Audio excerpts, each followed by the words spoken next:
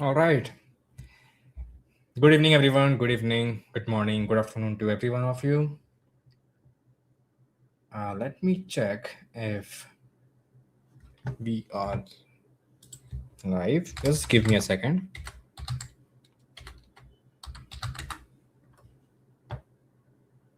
Hi, guys. Good morning, good evening. Yes, I can see here that we are live.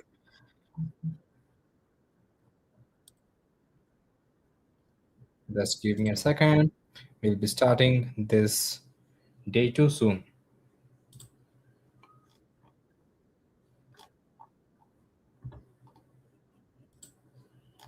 All right. So, how is everyone doing? Good evening, guys. Good evening. How is everyone? How are you guys? Good, good. All right, all right. That's great. So, whoever is going to join late, they can watch this recording later.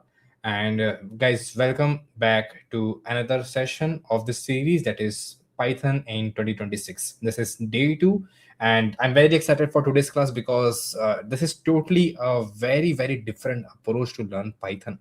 Because in the previous one, I taught you the basics of it, not the basics of Python, but basics of what exactly is UV, what we are going to do in this particular series. And in today's video, we'll be doing a lot more. We are not just going to talk about theory, but we are going to see a lot of new things, right? So let me get started and let me share my screen, the bigger screen. All right.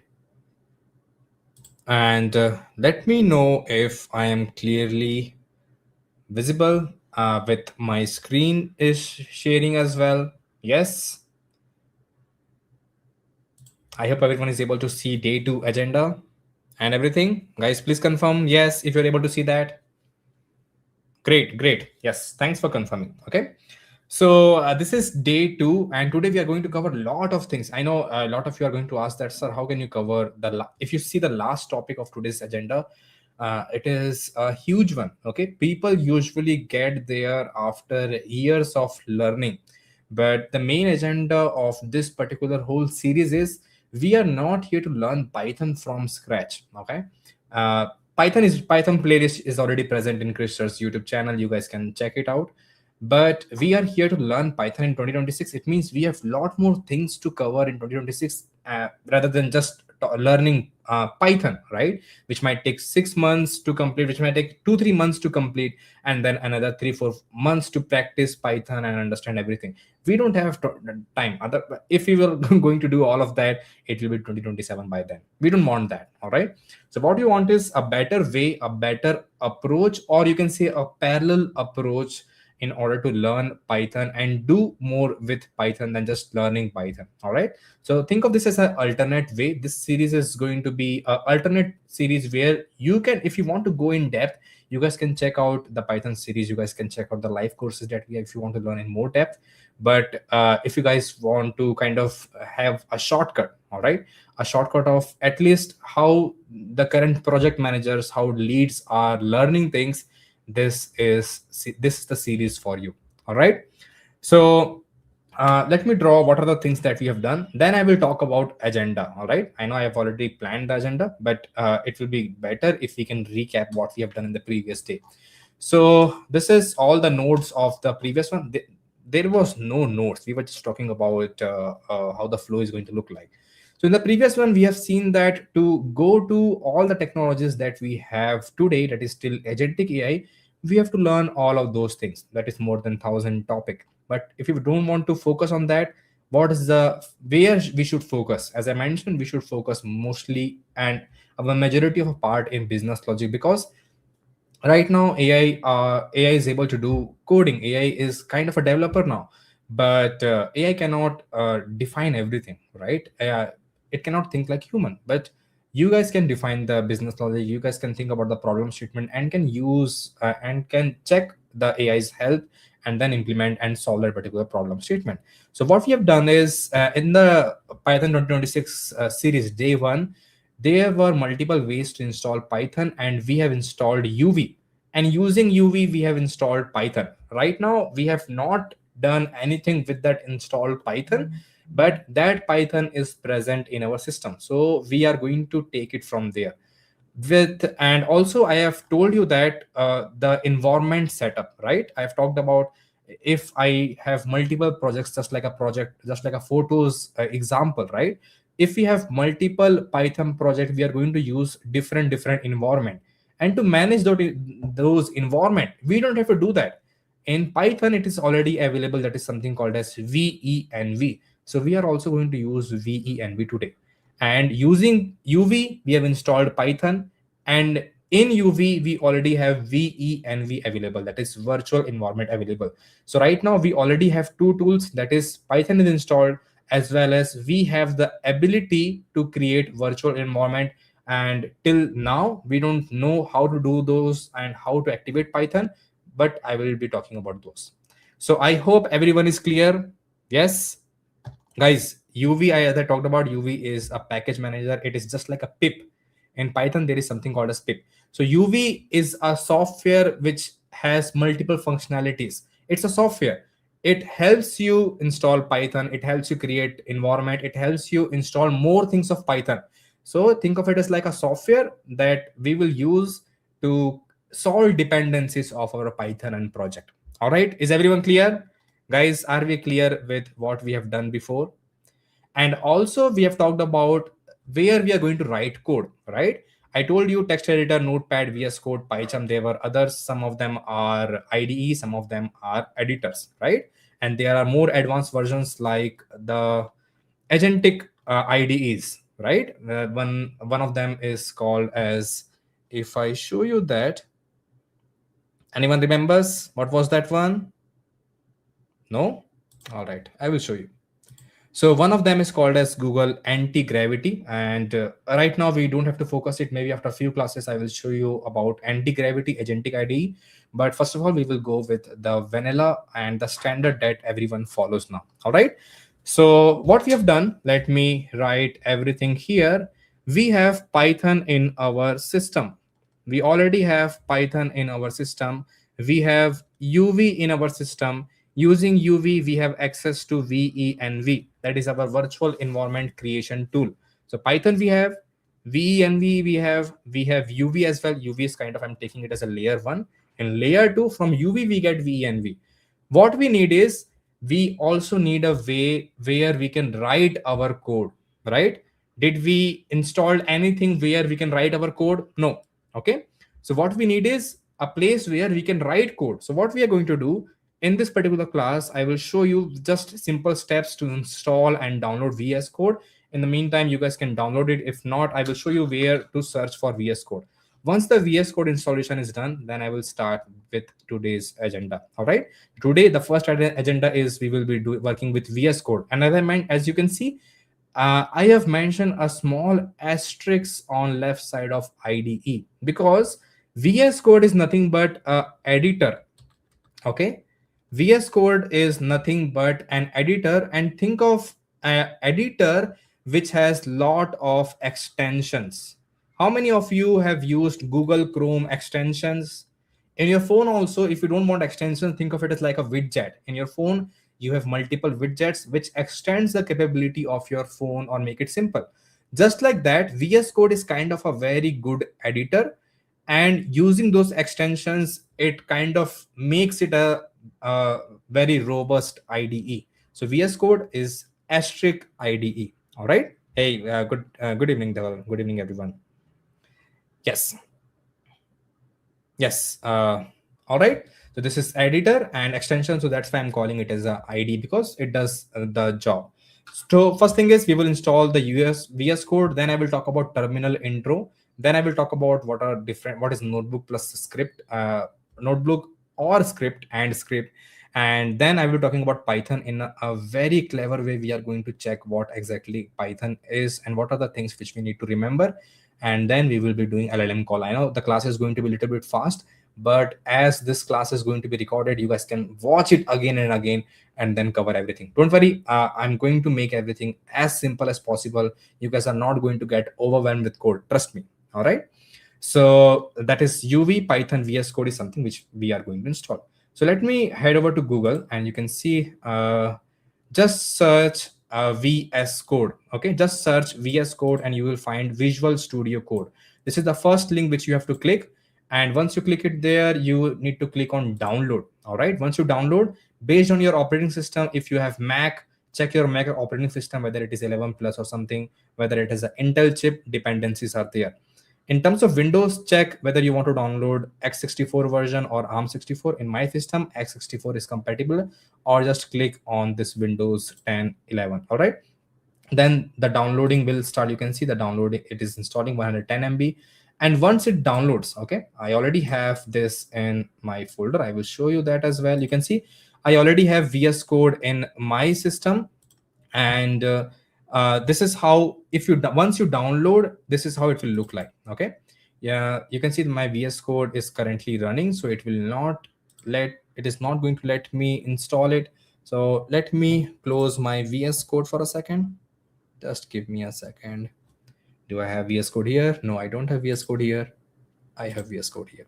Okay, so this is what you guys are going to see. That is, the first thing you have to do is, yes, I accept the agreement, and then click on next. The same instruction is going to be followed in Mac, Linux, and Windows. You're not going to see anything else. All right, you need to press next, then you need to do all of these things that are present here. Okay, you guys additionally can select create a desktop icon. Make sure that all the buttons, all the things are checked. All right, once it is done, you guys just need to click on next, and then it will start installing. If I click on next, then what will happen? It will install the VS Code again. My VS Code might break. Let's see. I think there is one more step to it, that is install this part. Okay, so once you click on install, VS Code will be installed in your system, and it will be done. Very simple as that. Once VS Code is done, I'm exiting this setup because I already have VS Code in my system. All right, so once you do that, what you need to do is just search VS Code in your system and click on this first one.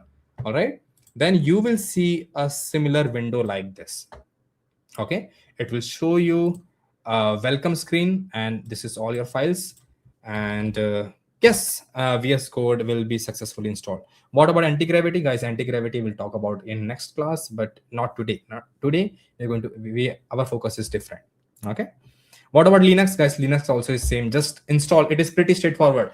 If you guys are able to install app from App Store or any application from your Windows, Linux, App Store, VS Code is the same. Okay, you guys can check and download the VS Code. It does not require anything else. It is very simple, straightforward. All right. So this is our VS Code, and let's make our VS Code a little bit more helpful. So what we will do, on the left side of the screen, we are able to see something called as extension. That is, you guys can see there is a square where we have multiple squares. This is the extension part. In this extension, what you need to do, you just need to look for Python. All right, you just need to look for Python. This will help you make it more like a IDE. So click on the second Python, the main simple Python will be written, not the Python debugger, not the pylines. You guys don't require all of that. Just need to look for Python. And once you have Python, it will ask you to install Python. Right now, it is already installed in my system. So all you have to do is install. Once you install it, close the VS Code and restart the VS Code again. Then everything should work. All right, everything should work. I hope everyone is able to understand, guys. You don't have to repeat with me. You don't have to do the same thing when I'm doing it. You guys can do it later once the class is ended. But is everyone able to understand the steps? Very, very simple. Just like application, we are doing that. Yes? Yes, guys, people are asking about the course. Yes, if I talk about the course, everything is going to be in very depth. Vibe coding is something we are not going to skip any of the fundamentals. So this is a bigger part, guys. It is going to be for 1 year, so we are not going to skip anything. But because for the YouTube, I want all of you to at least have a shortcut, because people do fear about coding, and I want to remove that fear. Because if everyone can code and the tools exist like LLMs and others, it is very simple. Everyone will be able to achieve. Everyone will be able to complete their goals, and that is what main agenda of this series. It's not about the full depth. It's about what we are. You can see this is already a series. Day 2 is going on, right? It's more about that. So once we are able to install the VS Code and everything, Guys, it's free or not, guys. GenAI bootcamp is not free.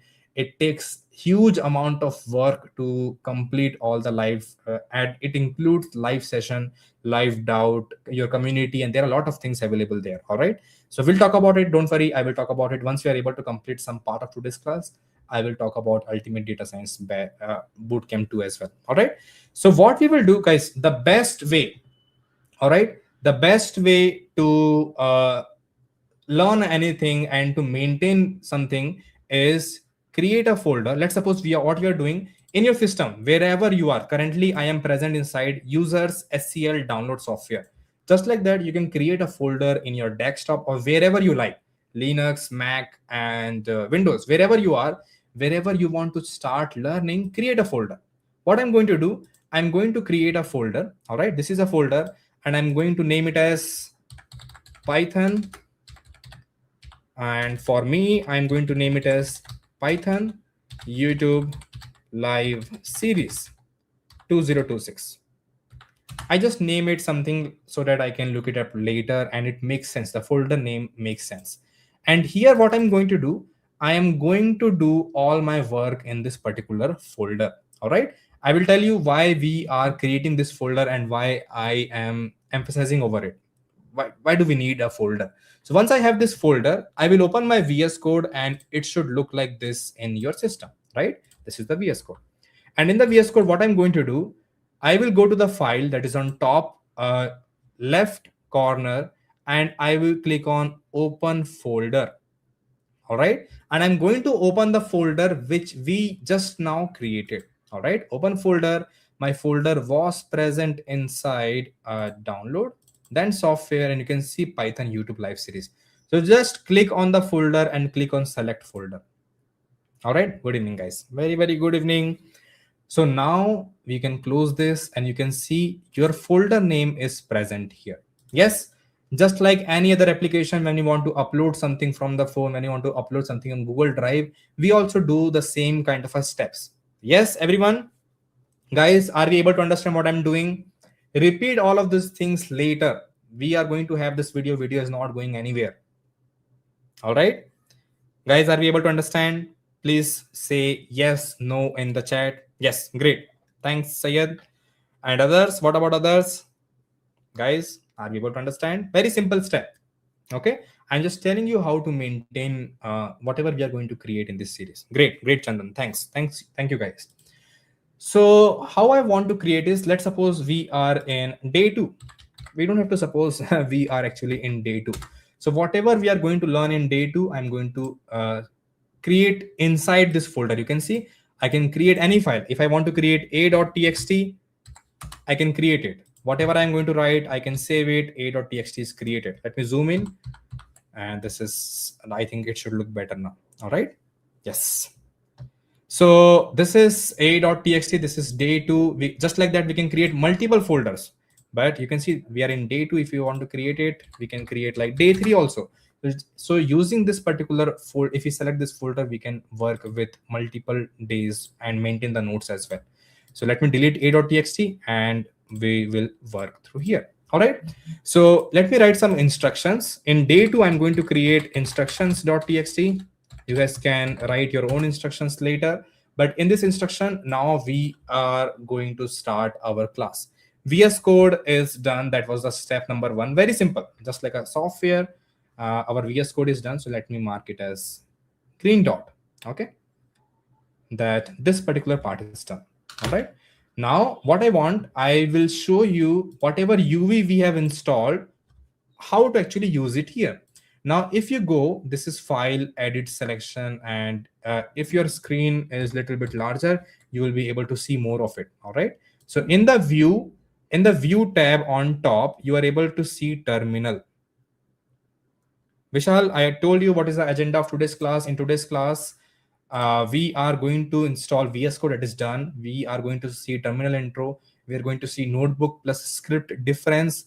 Then we are going to see Python as well, and like the way we should learn in 2026 parallelly. This is the alternate version. This is not going to be in depth, but it is going to make non-coders also to start their coding journey. then we are also going to see a small LLM call as well. These are the agenda of today's class. All right. So guys, we were at our VS Code. This is our VS Code. So in the instructions, I will tell you, just give me a second. Yeah. So I told you how to install UV, right? Using UV Python install. Let's suppose I want to install 3.12. This is the command which we have used to install UV. Install UV, right? This is the command which we have used to install UV. Now, I also told you one more command to pin UV. How many of you remember that? To pin UV, UV Python pin the version which we want to work with. It's like pinning the message in your WhatsApp.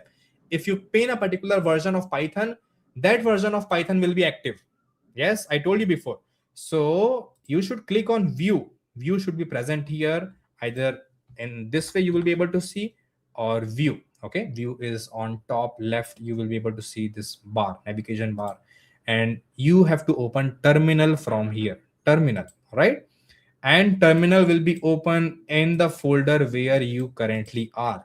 I'm currently inside Python YouTube. You're able to see the last folder location is Python YouTube live series 2026. It means we are in current directory. So make sure that we are in the folder where we are working. And for Windows, you guys need to just make sure that you are not inside PowerShell. For Linux and Mac users, don't worry about it. Either ZSH or Bash, anything is fine. You guys should see, for Linux and Mac users, you should see either ZSH or Bash. All right. But for Windows, don't be inside PowerShell. What we need to do is, there is drop down on this PowerShell. There is drop down. You guys just need to select command prompt. If you are in command prompt, you should not, you will see something like this. So what I'm going to do, I'm going to delete the first one, and we have command prompt here. You can see now CMD. Yes. Is everyone able to see? We need to select CMD in Windows, ZSH or Bash. Anything is fine in Linux or Macs. All right. Okay. So there are some few basic commands. This is terminal. All right. We are currently in terminal. Now I will start talking about terminal. All right. So what exactly is terminal? There is another way to look for terminal as well. In Windows, in Linux, in Macs, whenever you go to the Finder or the app drawer, if you search for terminal, yes, if you search for terminal, application will come. It will come in all three operating system. Yes, it will come in all operating. Guys, is my voice fine? Are you able to see some double noise coming from my side? Guys, can you please confirm? Is my voice clear? Are you able to hear my voice correctly?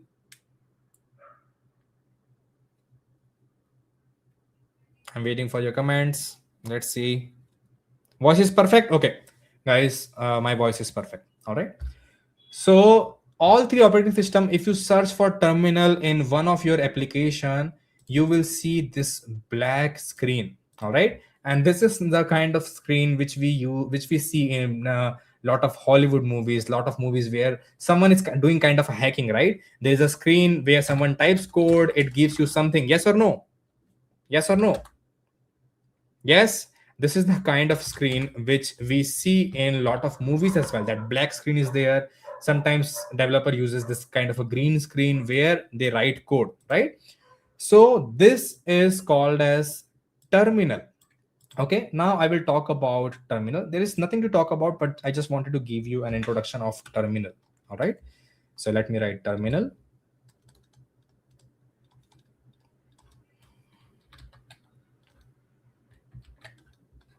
Okay, so think of terminal as a control center. Okay, think of terminal as a control center, and using this control center, you can communicate with your operating system. Okay, you can communicate with your operating system via commands. If you want to create a new folder, you can also do with terminal, just like I have created, right? Just like I have created folder files from here, right? This is my file explorer. This is the UI. This is an application which helps me create files folders and whatever you want. Let's suppose I want to create a.txt, right? A.tx, this is the file I created. The same thing will now be reflected in VS Code. You can see a.tx is also created. I'm going to delete it. So using UI, I am interacting with my operating system. You can see if I click here, if I minimize, I'm able to see all of these applications. So terminal is also an application which helps us send commands to our operating system. Okay, which helps us send commands to our operating system, and we can control our operating system and we can send commands. Simple, very, very, very simple. Okay, so this is terminal, the black window which you are able to see. This black window which you are able to see in Linux, it will be kind of a red or a grape color, and in I think Mac it will be black itself. Okay, this will look black, but yes, here you can write some code. If I write something like pwd, you can see it is saying that it is not working. But here if I write uv, you can see all of different codes are coming here. It means we can do little bit of coding from here as well, but it is majorly used to control or send commands to our operating system. Is this part clear? It is an application where we can send commands to the operating system. Everyone, are we clear? I'm just giving you a very brief intro about what is terminal. All right. So this is the black screen. I can close this application, but this application is also available in VS Code. Whatever you are able to see, that black one, this is the same exact thing, but now it is present inside the VS Code. There is no other difference here. If I also write UV here, you can see the same thing. I have a theme, that's why you can see a different color. You might see a different color, but because of the theme, but all the output, all the things that is seeing, we are able to see here, the same thing we are able to see in terminal. All right, this is what a terminal is. So our terminal introduction is also done. We only need to know about this much, that's all. Okay, so we are also able to complete terminal. Small things. Okay, very, very small thing. So now what we will do, I will also ask you to add few more extensions. The one extension which we added is called as Python, right? See, I'm searching for Python. Python is already installed. Now what I will also search for, I will search for Jupyter Notebook. Just search for Jupyter Notebook in your VS Code and you will see the first one, which just says Jupyter, Jupyter. All right. So this one, if you install it, it will be better, but later we will also install it later. All right. But you can also install this Jupyter. This is the second extension which I am recommending. And you can see in VS Code, you have thousands of extensions, which makes this IDE a very, very powerful IDE. All right. So what I'm going to do in terminal, I am going to pin my Python, which I want to work with. Okay, I want to pin Python which I want to work with. In the previous class, we have installed Python 3.10, Python 3.12, but now I want to work with Python 3.12. Hurry, it will be recognized. That is not a command of Windows. That is a command of Linux and Mac OS. Hurry, are we clear? Okay. So now I want to work with Python 3.12. So I will copy this command and paste it here. You can see uv python pin 3.12. If I do this, you will see our output that pinned Python version to 3.12. And to validate that, and to see your Python, okay, start Python in terminal. We can write a code like uv run Python. All right, uv run Python. When you write in terminal, it will show, it will open the terminal, it will open the Python, and you can see what is the current version of Python, Python 3.12, and Python is active in terminal. All right, Python is active in terminal. See, I can write some code. Don't worry about the code. We are not here for the code, at least not today. Python print hello world. Print hello world. You can see hello world is printed. It's working. This is what our Python is. But don't worry, we are not going to use this slow method of coding. We have installed VS Code and we are going to use that only. Okay, so if you have opened this Python, this is the command to exit from here. So press enter, exit, and we will be exited from the Python. All right, so what I'm going to do, I'm going to clear the screen. In Windows the command is cls, in Linux and Mac it will be clear. So I want to clear the screen because there are a lot of things printed here. All right, done. So what we need to do next is, now we want to create a project environment. Just like before I told you, we use different environments. Right now we have started learning. So for learning, we will create a separate virtual environment. And to do that, see this, what I am going to do. Okay, so what we are going to do using UV. Everyone focus on the screen. Using UV and using VENV, we are going to create an environment. And in this environment, we will work, we will do all the things which we need for this particular live YouTube series. Okay, if we want to create some folder, we will do everything in this particular environment. Okay, we don't create folder environment, but you will get clarity soon. Full form of UV, guys. UV is just, you guys can check on the internet, there are a lot of things. Okay, UV is from Astro, so you can check, that is a company which creates a lot of these packages, awesome packages. So this is what we are going to do, and the command for that is to create an environment. Now I will show you. Command to create environment. Command to create an environment. Okay, make sure that you are present in Python YouTube live series 2026. You are not inside day 2, you are inside the main folder which we have mentioned. All right, so once we are here, what we will do, I will show you. Yeah, command is UV VENV. If you write this command, UV will create an environment. Okay, money, I have told this in the first series. I hope everyone knows why we are creating VNV. Others, is everyone clear with why we are creating a virtual environment? I hope everyone is clear. We have learned that in the day 1 of our series. So I will write this command UVVENV and press enter. And you can see a new folder is created, .venv. You can see there are a lot of files which got created, and we don't need to worry about anything else. Okay, we don't need to worry about anything else.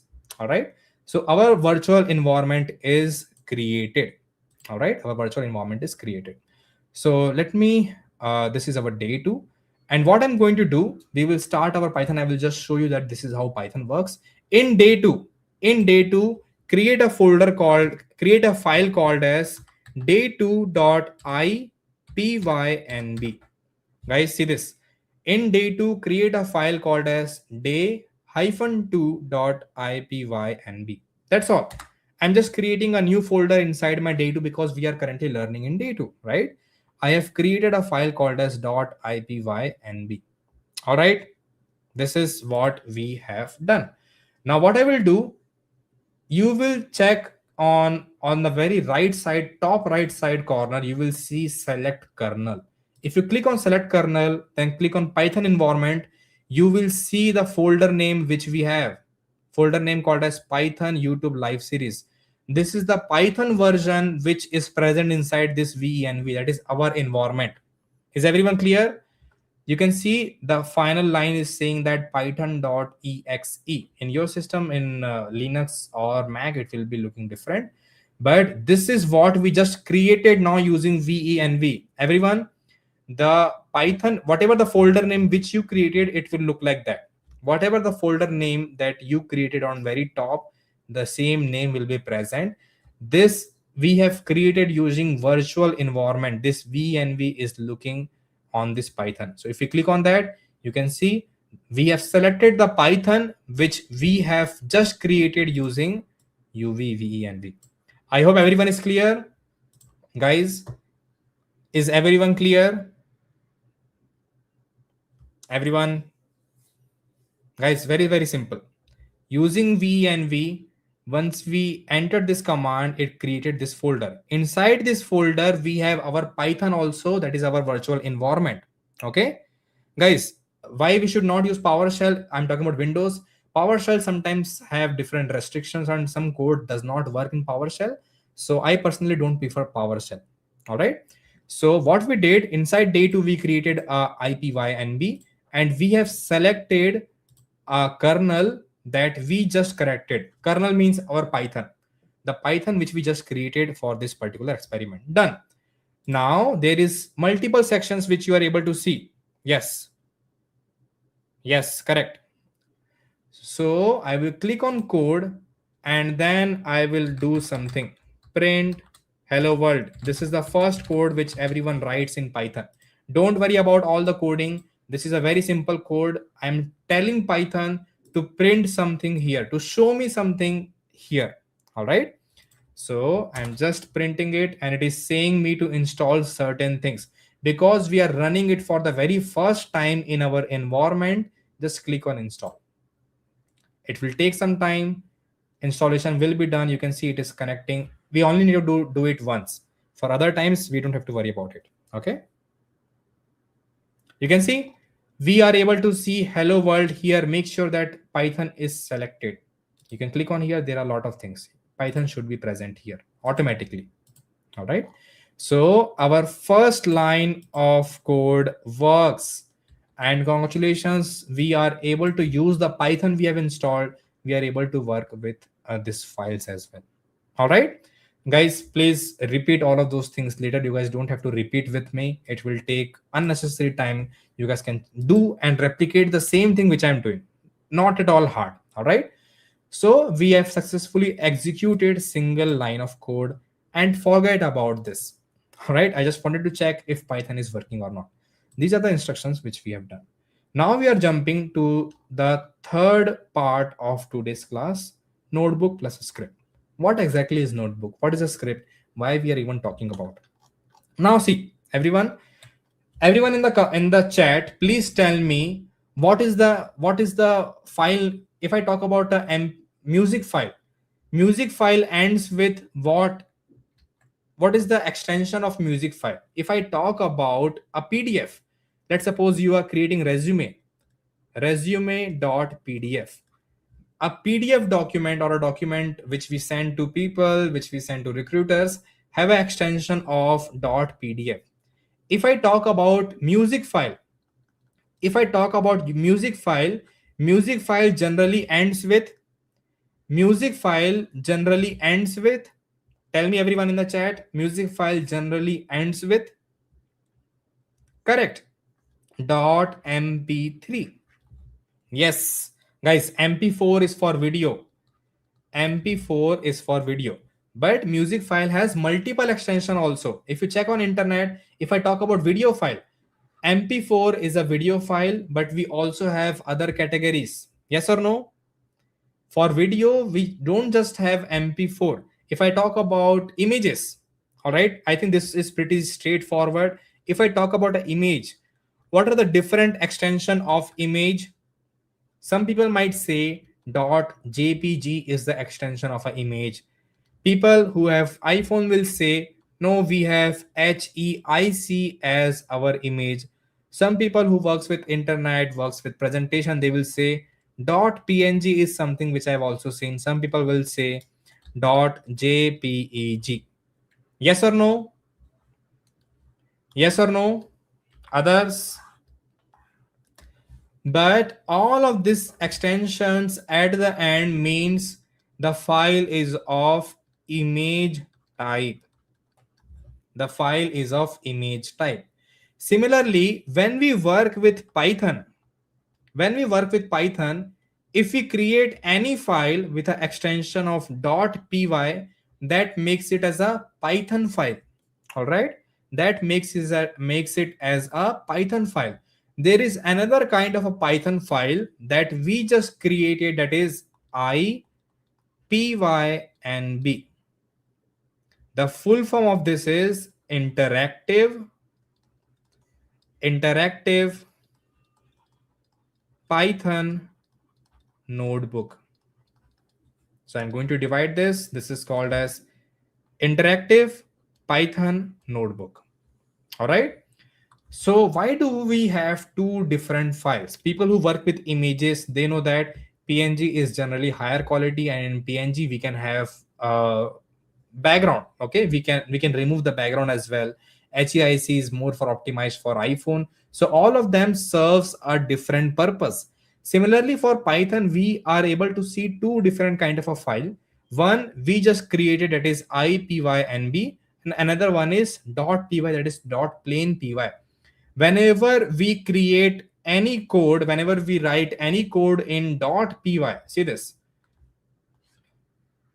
whenever we write any code in .py, we call it as script. Okay, we call it as Python script. Whenever we write anything in .ipynb, this is, we call it as Python notebook. Python notebook. Okay, this one is usually, I will talk about first this one. Python notebook is used for experimentation.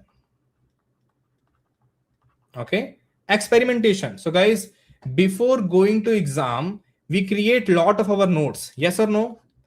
Before going to exam, we create lot of our notes. Sometimes we write something at this end of this page, sometimes we write at this end, this end. Everything looks very rough, yes or no? It is meant for us to experiment, to understand for the exams. So think of this as notebook, Python notebook, Python notebook. Here we do experimentation. All right, and think of the exam paper. Guys, do we perform any experimentation or write rough notes in our examination? Do we write any rough notes or anything in the examination? Tell me fast. Do we write rough notes and do things which we are not supposed to write in the exam? No. And during examination, we write only the things which is being asked in the question paper. There is a problem statement, there is the question, we want to write the answer. We don't write anything unnecessary. So it looks pretty clean. And that is nothing but, think of that as a Python script. All right, that is called as Python script. In a script, we only write things which we are supposed to write or to solve a particular problem statement. In notebook, we do a lot of experimentation. It is not supposed to be the final thing. It is not supposed to be a final thing.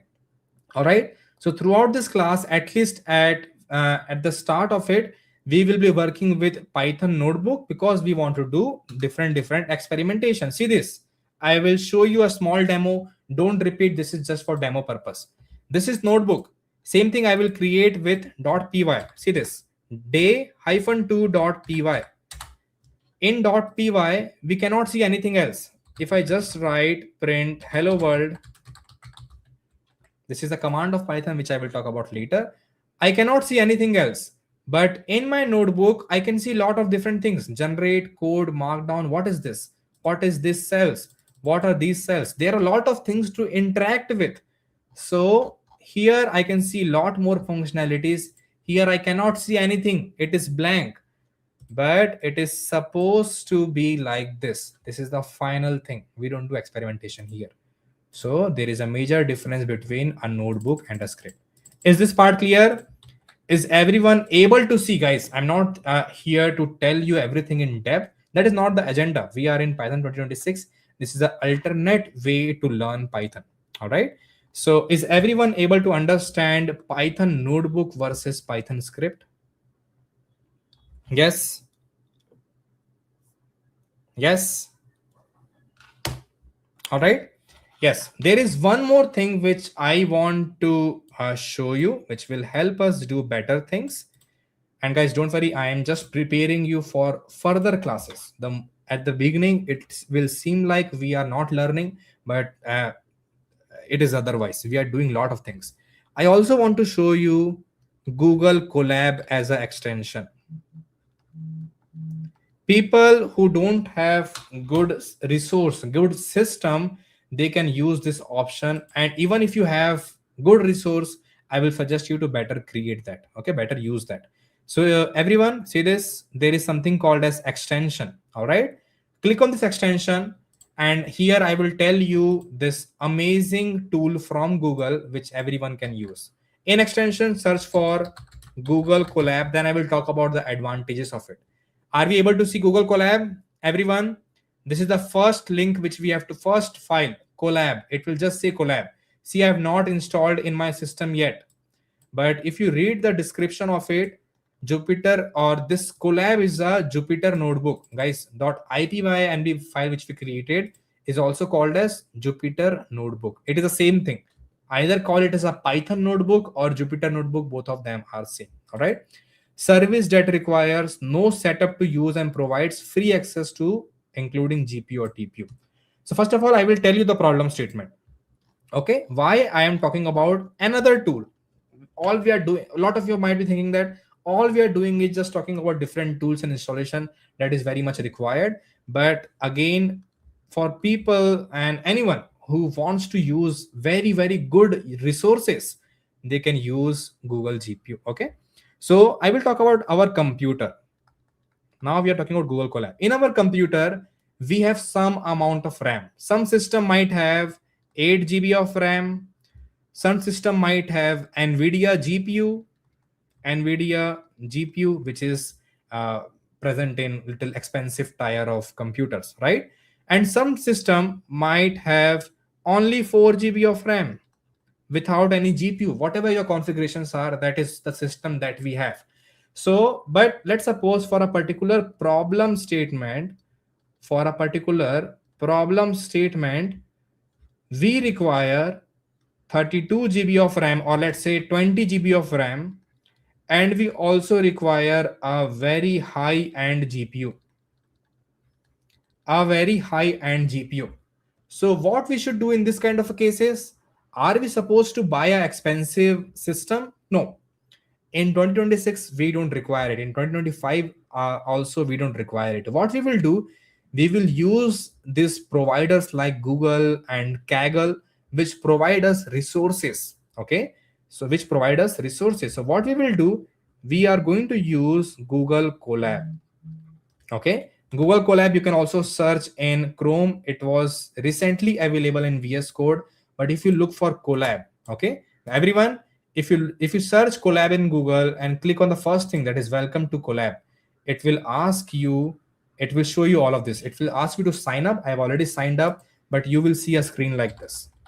Okay, you will see a screen like this, but don't worry, here this is a welcome screen. What we can do is file. I just want to show you one awesome thing. All right, I just want to create new notebook.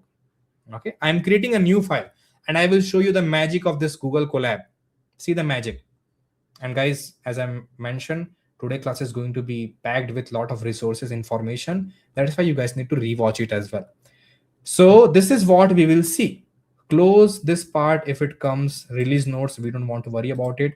And you can see right now I am not connected. It is working in your Google Chrome.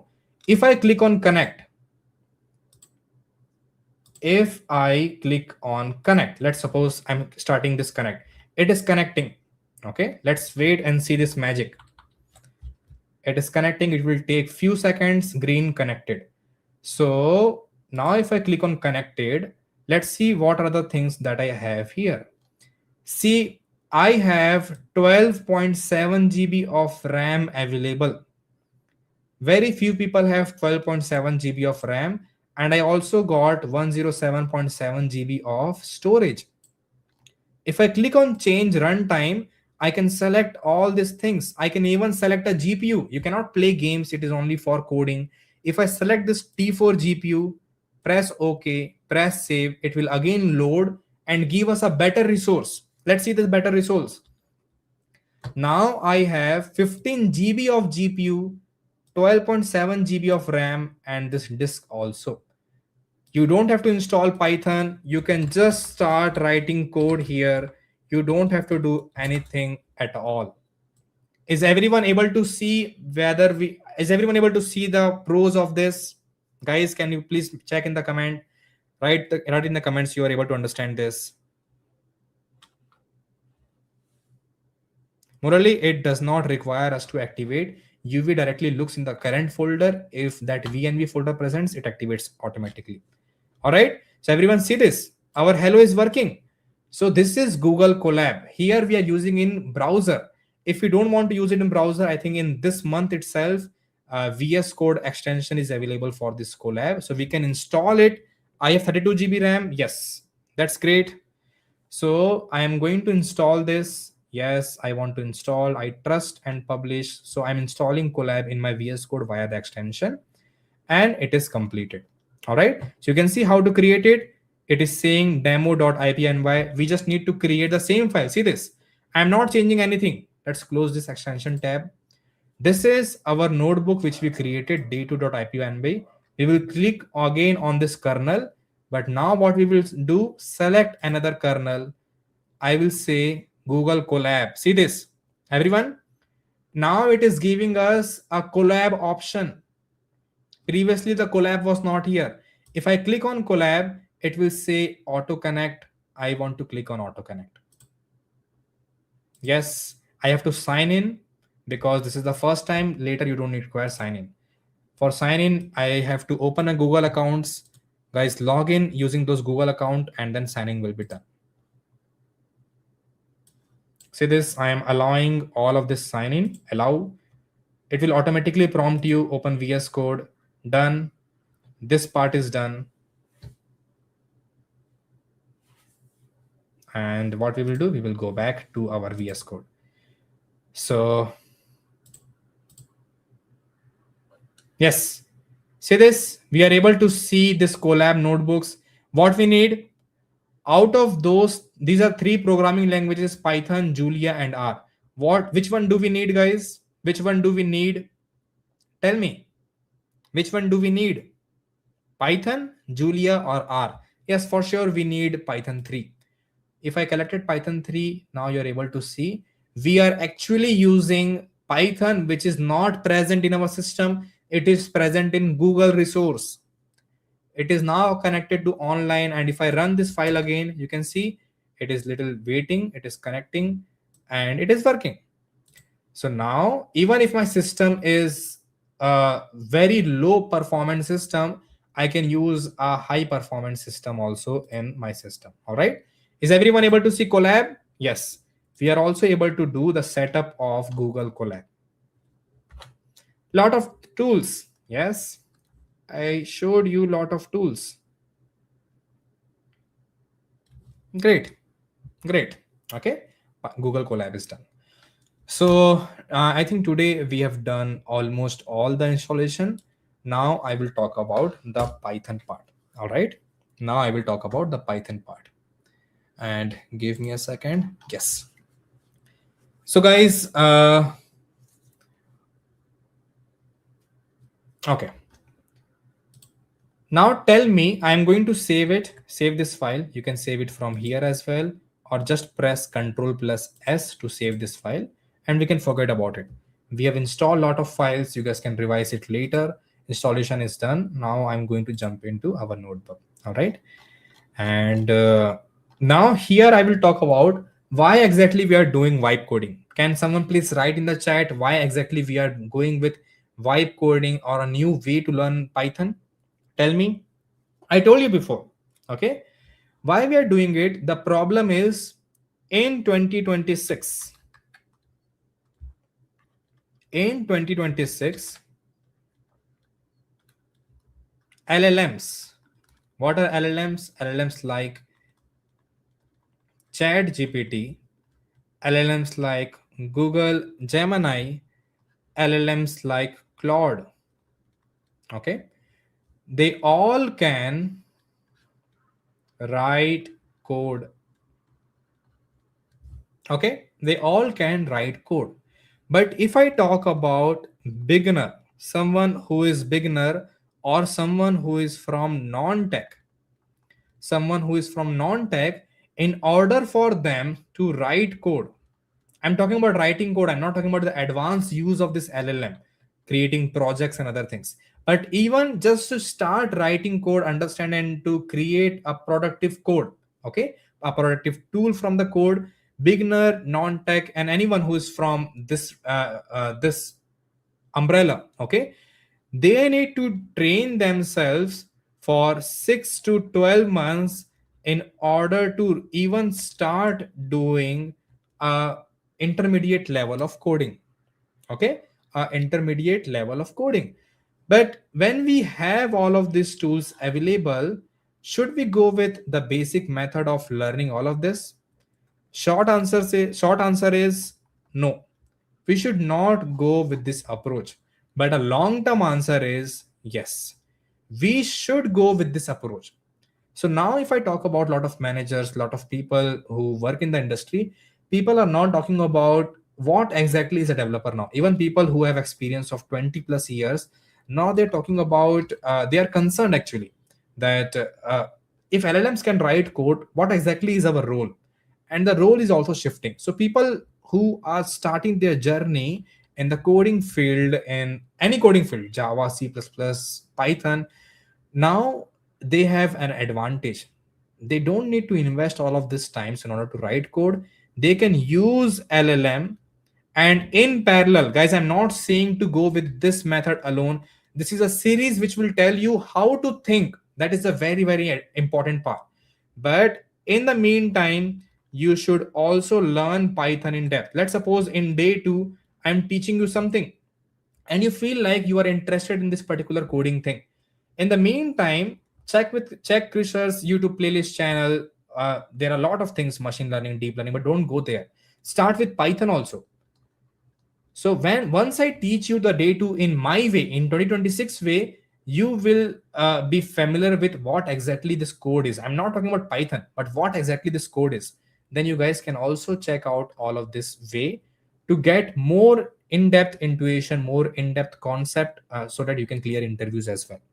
That is the main thing which we will be doing. But using this way which this series is going on, you guys will feel confident of, you guys will feel confident that how to use LLM and our logic mindset, our ability to create code in order to create better solutions. All right, this is at least what I will be teaching in this series. This series is not going to go for 3 months, 4 months. It is going to be very short, but in the short time you will gain a knowledge on how to actually approach this whole Python 2026. Is everyone clear? Is everyone clear what exactly is the main goal of this whole series? It's not to teach you in depth, but to teach you the smarter way to approach Python or data science. Great, great. Excited? And guys, trust me, I said yes to learn this 6 to 12 months, also no. So answer is not that simple. Now you know why the answer is both no and yes. No, for short term we should start with this approach. For long term, yes. All right. And if I talk about the long term, if you guys are confused, guys, in YouTube there are a lot of amazing resources available. But if you guys want to follow a live session, a way where you guys can connect with weekend to weekend basis, want to communicate with others, collaborate with others, want to learn something in very, very, very depth, then you guys can join again, as I mentioned, Ultimate Data Science and Gen AI Bootcamp version 2. Version 1 is already complete. Version 1 is already ongoing. I have already completed 12 modules of it, and now our team is also connected for the other modules as well. So I will be one of those mentors which I will be teaching you this particular batch. If you guys want to connect, you guys can check. And if you want to see the whole syllabus, just click on enroll now, and you guys can click on the course syllabus which is mentioned here. Click on it and you will see this Ultimate Data Science PDF.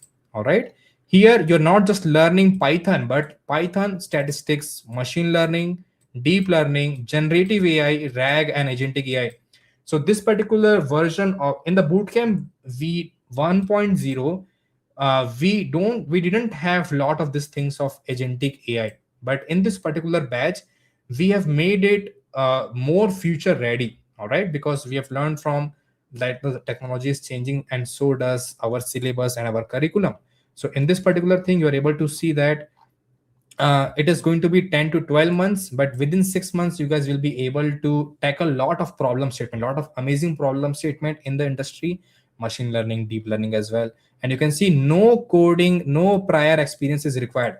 In this particular YouTube series, I'm teaching you how to approach coding, but here we will learn how to code and become a developer. The goal itself is developer. All right. And you can see this is our team, Krish Naik Academy team. I'm one of those mentors, and there are a lot of other mentors. Okay, these are all the team for now.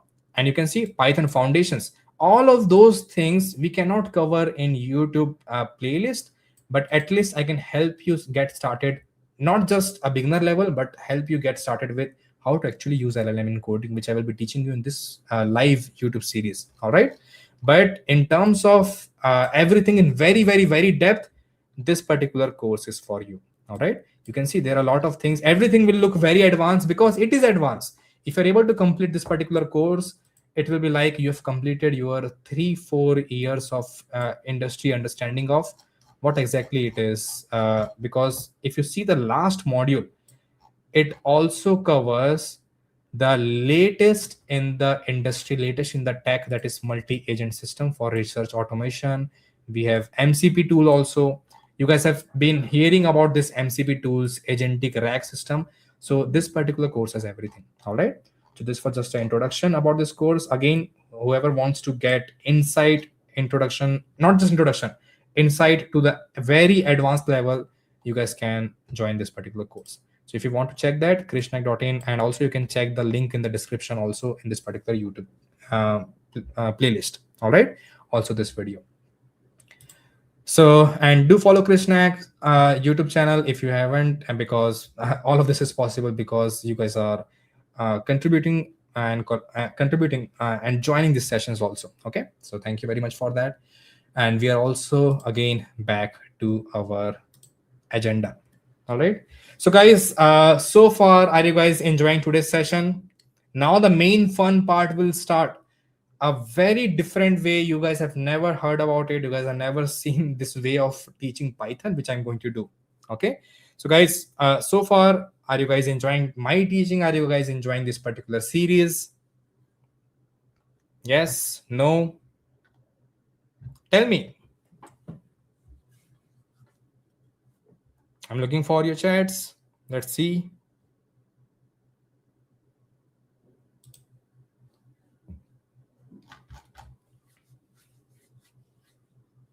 Say something.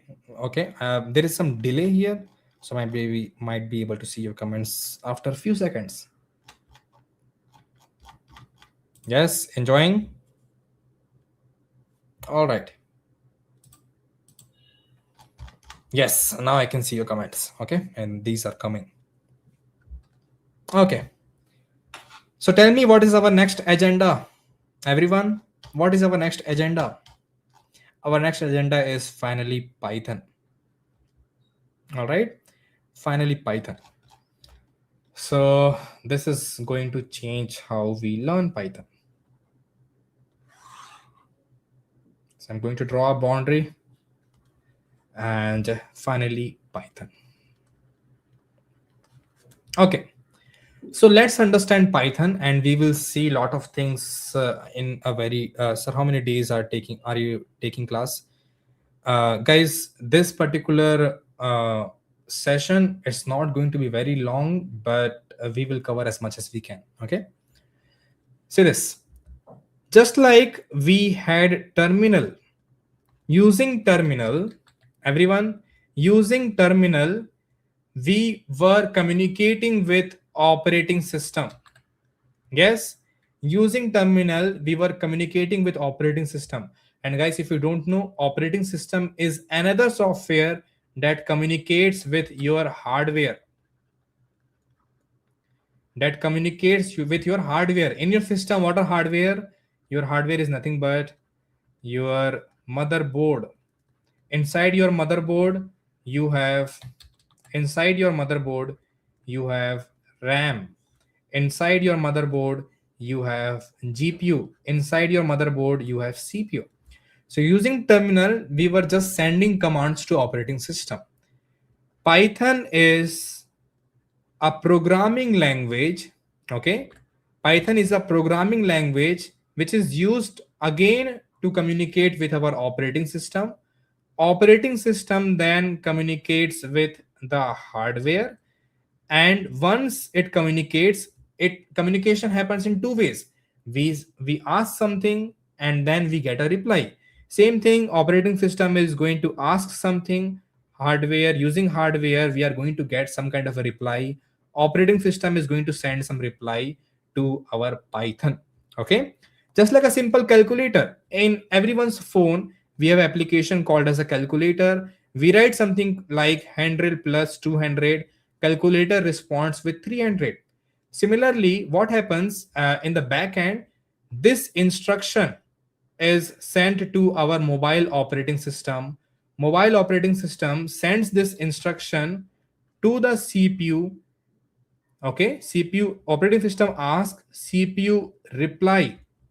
Okay, operating system ask and CPU reply, and this reply from OS again we back to our application of calculator and we see 300. So using Python we can create such program. Calculator is one of those programs, but if we know a programming language like Python, we can create a calculator, we can create a system X, we can create a system Y, we can create a website, we can create an application. So instead of just taking control of an application and do our job, now we are the ones who create this application.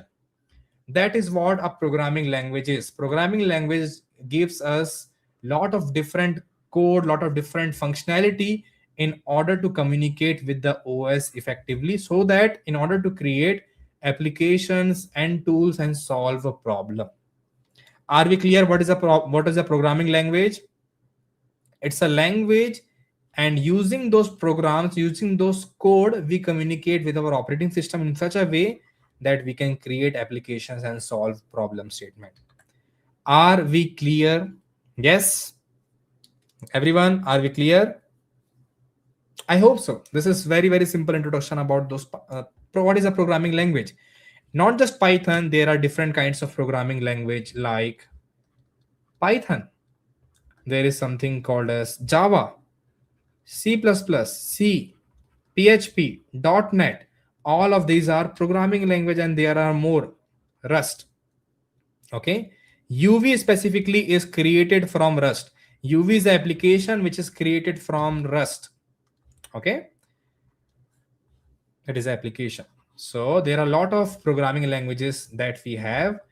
And guys, if you learn with me, you guys will know that it's not about Python. When we are talking about Python 2026, I also want to teach you that now that we have LLM, once we know the logic and how to communicate with LLM, even if we know just Python, we will be able to write Java code as well if we know the fundamentals of coding.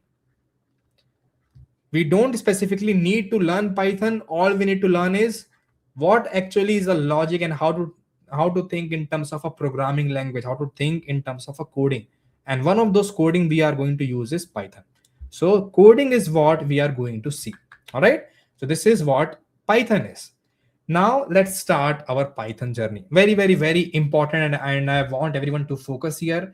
And if for some reason you guys lose focus, please revise this class because it is very important. Very important. It is a totally different way to learn Python. Okay. So that in today, I'm considering today is 2026. All right. The main issue, our biggest problem, as I mentioned, is LLM can code. This is the biggest hurdle. Okay. This is the biggest hurdle that we have. And let me remove all of that. LLM can code,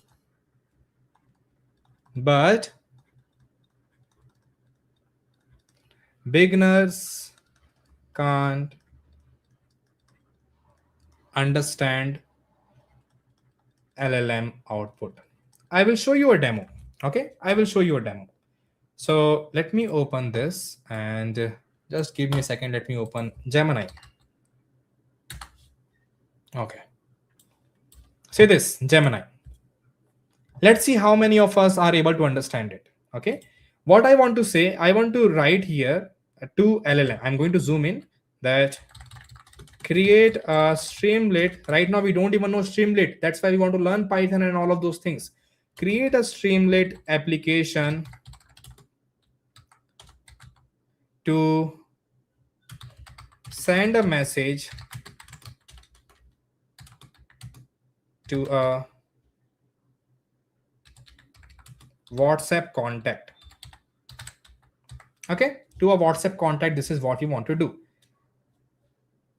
And I have sent this information to Google, okay, to our Gemini LLM. Gemini is a LLM. We are able to see lot of code, but at this current stage, do we understand all of this code? Do we understand all of this code? Do we understand all of this code? Yes or no? There are a lot of things which might be scary. Let's suppose I want to remove it. Let's remove Streamlit and work in terminal. Everyone know what is a terminal? So now, even if you don't know Streamlit, you can see all of these Python functions are present here, but we don't know any of it. And that is the main problem here. Everyone wants to go where we are, get the skills where we can get the job, but we don't really understand LLM output. And that's where we require a different kind of a strategy. All right. So the main thing is, instead of using, okay, what we need to learn in 2026, what we need to learn in 2026. And guys, trust me, if you are someone who can understand this particular statement, you guys will go far. Okay, this is the world where we are in now. What we need to learn is use LLM as a developer. Use LLM as a developer instead of yourself. But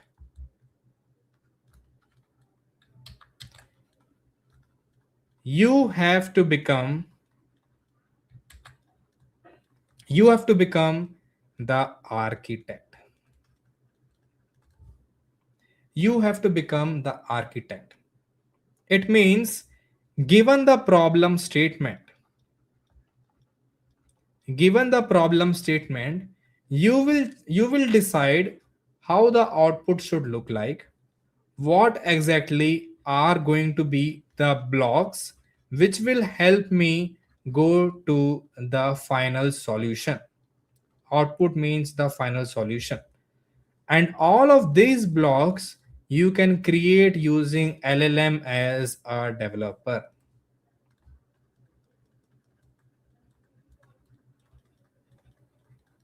But what are those blocks? If LLM gives you some output which is wrong, a wrong output provided by LLM, what are you going to do in that way? So all of these questions that we have, what happens if LLM produces a wrong output? Whatever LLM is giving us, even if we don't know Python, how to read it, how to interpret it, and how to ask LLM to change all of this is what we need to do. I know a lot of managers, lot of lead who does not know coding. Maybe they know coding 5 out of 10, but they know how to build application. They are not bound by coding. Okay, they are not bound by coding, but they have a mindset of an architect. So if you're someone who can become this architect in order to think it, then you can succeed in coming years. This is what we need to do. So in today's class, whatever time we have left, we have around 45 minutes left, I will be teaching you the blocks and how to use it as a problem solver. Okay, as a problem solver, how to think in terms of a coding. At least in this class, this is what we're going to do. All right, so let's focus there.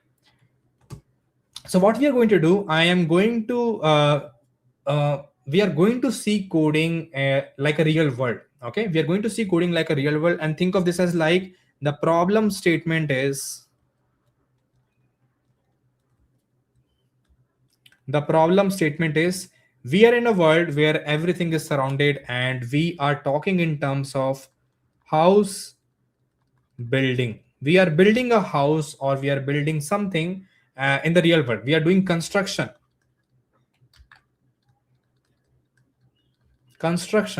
and we are going to use the real world analogy in order to understand what actually coding is. All right, what actually coding is. So let's get started. This is going to be pretty fun to understand the coding with the help of real world analogy. Okay, so everyone, see now, if I talk about building, what is the basic thing which we require? Tell me, what are the basic thing which we require to build something, to do construction? What is the very, very basic thing which we need? Write in the comments. This is the only time I will be waiting. Think about it. Just give whatever answers you want, whatever answer that is coming in your mind, and then write it in the comment. If I want to build a house, I'm doing a construction, what is the basic thing I will be requiring? Foundation. Yes, I think I need more. I'm talking about in terms of building. Foundation is something that should be present. You are true. Plan, blueprint is also something, guys. Blueprint also other are part of a design. Yes, you're right. But if I talk about, if I already have everything, if I want to start today, I need to have raw materials. I need to have correct. Someone said concrete bricks. That's great, guys. I need to have raw materials. Okay, I need to have raw materials like brick, cement, steel rods, sand, wood, if you're building house from the wood, and for paper.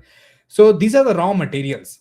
But to store these raw materials, we need what? To store these raw materials, to store all of this, we require a container. The first thing, this is the first problem that we have. In real world, when we build a house, we need to store all our raw materials. So I'm going to say a common terminology where everything can be stored. I want to say containers. Okay, I want to say containers. All right, I want to say containers. So let's suppose I want to store brick, I want to store cement, I want to store wood. I will buy a container. Okay, I will buy a container and I will say something called as this is container brick. This is a container because if I have tens of container and I want to tell my construction workers that the brick is present inside what container, what I will do? I will say my bricks are present inside a container named as container brick. Same thing I will do. I will store cement in container cement, and I will store all my wood in a container called as container wood. All right, here I will store. So the storing concept is also present in programming, because in programming we need to store something. I will talk about what those something is, but we also need to store in programming as well.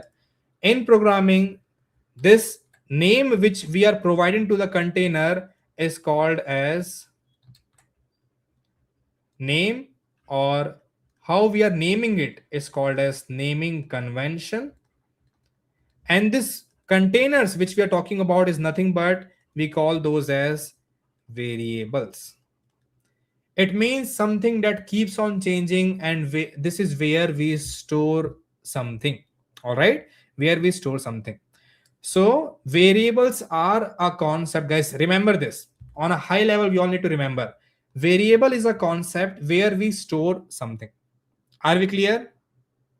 Variable is a concept, variable is a place where we store something, and each variable we need to provide a unique name. Each variable should have a unique name. Otherwise, how we can say that brick is present in somewhere else, cement is present in this container? So there are two things, variable and their name. These two things are contained. Okay, these two things are connected. So this is the first concept of programming. Any programming language, that is to hold something, to hold anything, we need to have a variable, and that variable needs to have a name. Okay, that variable needs to have a name. In Python, if I want to store my name, so I will create a variable. Let's suppose the variable is called as name, and I will store my name is what? My name is a text. So I will store it like this. Done. So I am storing my name into a container. Okay. I am storing my name into a container called as name. Are we clear? I'm storing my name. This is my name. I'm storing my name into a container called as name. Now I want to store my, let's suppose, phone number. So what I will do, this container, I will call it as phone number. Okay, there should be no space. That is how I want to name these containers. This is a particular standard that you need to follow. Any name in programming language, there should be no space in between. So if I want to store my phone number, guys, phone number is a text or a number? Phone number is a text or a number? Phone number is not a text. It is not a text. Phone number is a number. So anything that is a number in programming language, it should not have this double quotes. Okay, it should not have these double quotes. Number is, let's suppose, 999999999. This is my phone number. So I'm storing it. So in programming language, this concept of container, which we call it as a variable, variable has majorly multiple types. One is, later we will talk about in depth, but we are not here to learn things in depth. Text and number. Text and number. Okay. Text in any programming language is called as string. String. Okay. Number have different values also. Some of them are called as integers. In mathematics, we have learned about integers. Integers are nothing but number like 1, 2, -1, -2. There is something called as float point number. These are numbers which has decimals. 0.2 or 1.2 -1.2. These are called as float. So if I talk about in programming, we have three major categories. There are a lot more which I will talk about later. String, integer, float. Are we clear? These are all of the category of variable. Is everyone clear? Guys, very simple. Just different containers. Think of it as like to hold a water. I need a different kind of a container. To hold sand, I need a different kind of a container. To hold a brick, I need a different kind of a container. For cement, I can use either sand or brick container. It can work.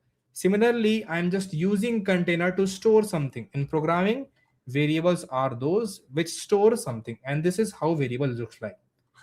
Name equals to, phone numbers equal to. We will see that later. All right. This part is clear. Okay. So this is about raw materials. We have raw materials. We need to save something. Okay. Now that we have raw materials, point number 2, let me mark this as 1. And this is 1. Raw materials, that is nothing but variables.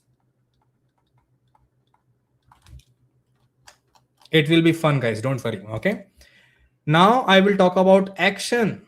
Once we have the raw material, what we need to do? We need to perform some action.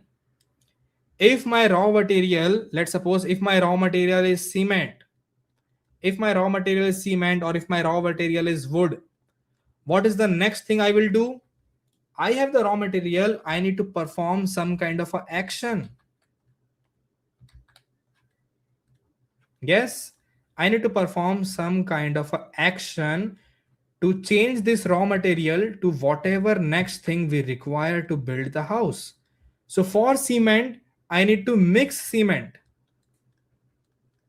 Yes, I need to mix cement. For wood, let's suppose I want to cut wood.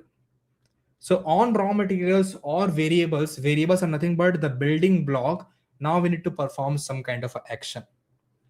So action here means function. Function is a concept of programming. So whatever is programming, I am going to mark it as with this purple color. Function, variable. This is a concept of programming. So action that we do with raw material in programming, action that we do with variable, action. It should be action. It should not be something dummy. We do something, we call it as a function. Okay.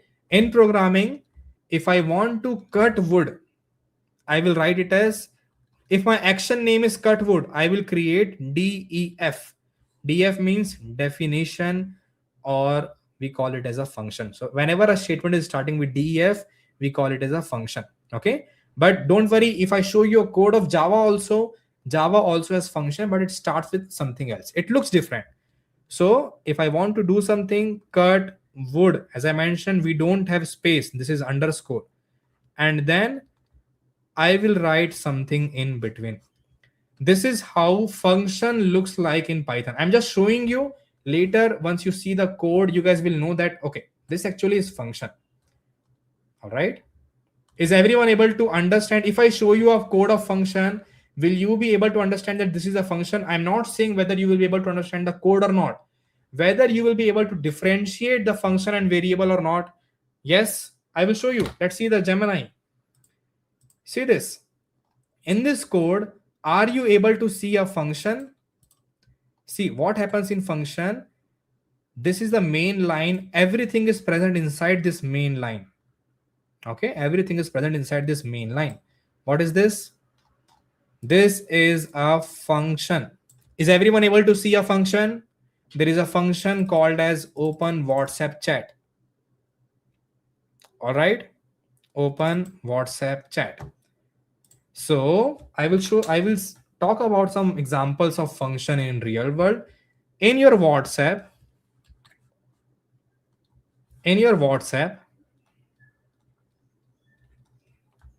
you have a button of send. Okay, send is actually a function in the coding. When you press send with some of the text, that text goes to the other person. Yes or no? So what is the function of this send? What is the function of this send? To send a message from one person to another person.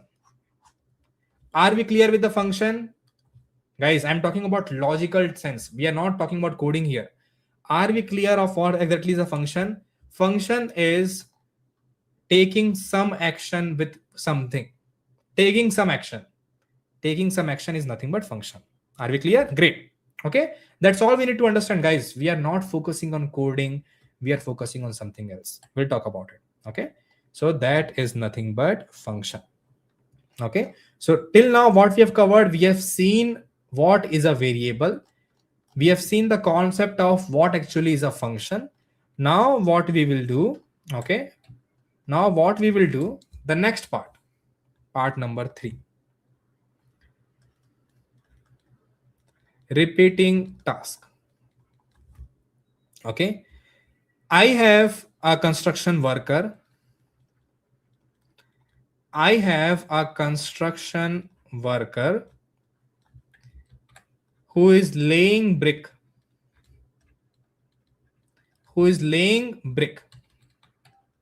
Brick. I'm saying brick. This is a wall. Okay, this is a wall, and construction worker is laying brick. Once the construction worker places the brick, someone needs to tell him again to lay another brick. Then again someone needs to tell him lay another brick. Do you think that this task is getting repetitive? Why we need to tell this worker to lay brick again and again? We are wasting our energy. Action. We are doing action. Construction worker laying a brick means raw material is brick. Construction worker is doing a action. Using this brick, it is doing a action. What is action? Action is laying brick. But construction worker is doing this action multiple times. It means multiple times we have to tell lay brick, lay brick, lay brick, lay brick. Now this has become tedious. It's a lot of work. It's a lot of not work. It's a lot of you can say communication, right? We are doing something repetitive multiple times. So what we will do, instead of this doing this action 100 times, let's suppose our target is to lay 100 bricks. Instead of doing this action 100 times manually, what we will do next is, what we will do, see this, very important, we will create a loop. Loop is a concept of programming. We will create a loop. Loop, what it does, in loop in Python we say do 100 times. Then we talk about what exactly we need to do 100 times. Lay brick. So this brick laying, that is our action, it will happen for 100 times because we told the loop to do it. I will show you. Okay, I will show you. See this, I am printing hello world multiple times. How many times it has printed? 4 times. Don't see the code, just see the output, guys. This is Python 2026 which I'm teaching. Depth class will be different class. How many times I have printed? 4. If I have to print 100 times, I have to write 100 times. But I don't want to do that whole task. I don't want to do that. So what I will do, see this. Don't see the code. Don't see the code.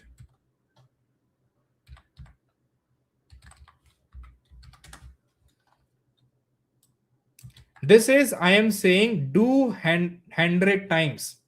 But do what? I want to do print hello world 100 times. Just see how the programming behaves. Is everyone able to see? These, I'm scrolling, see, I'm scrolling. This is all 100 times hello world. This is a repetitive job which we are removing from a concept called as loop.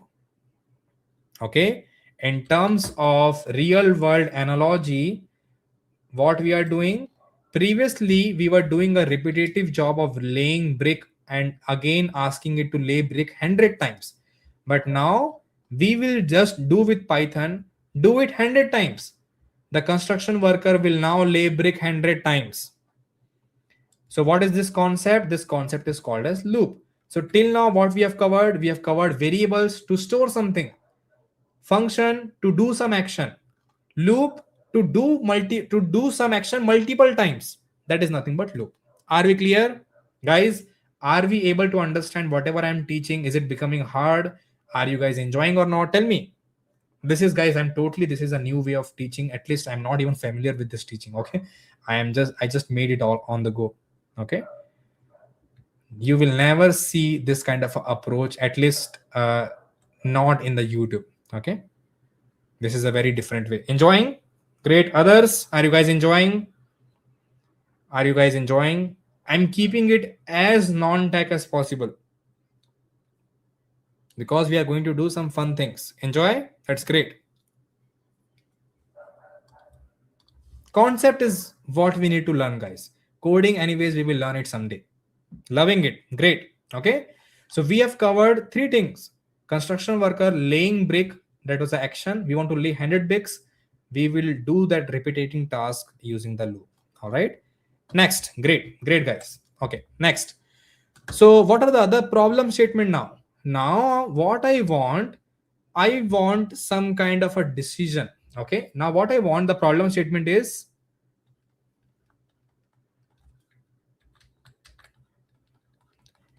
lay different colored bricks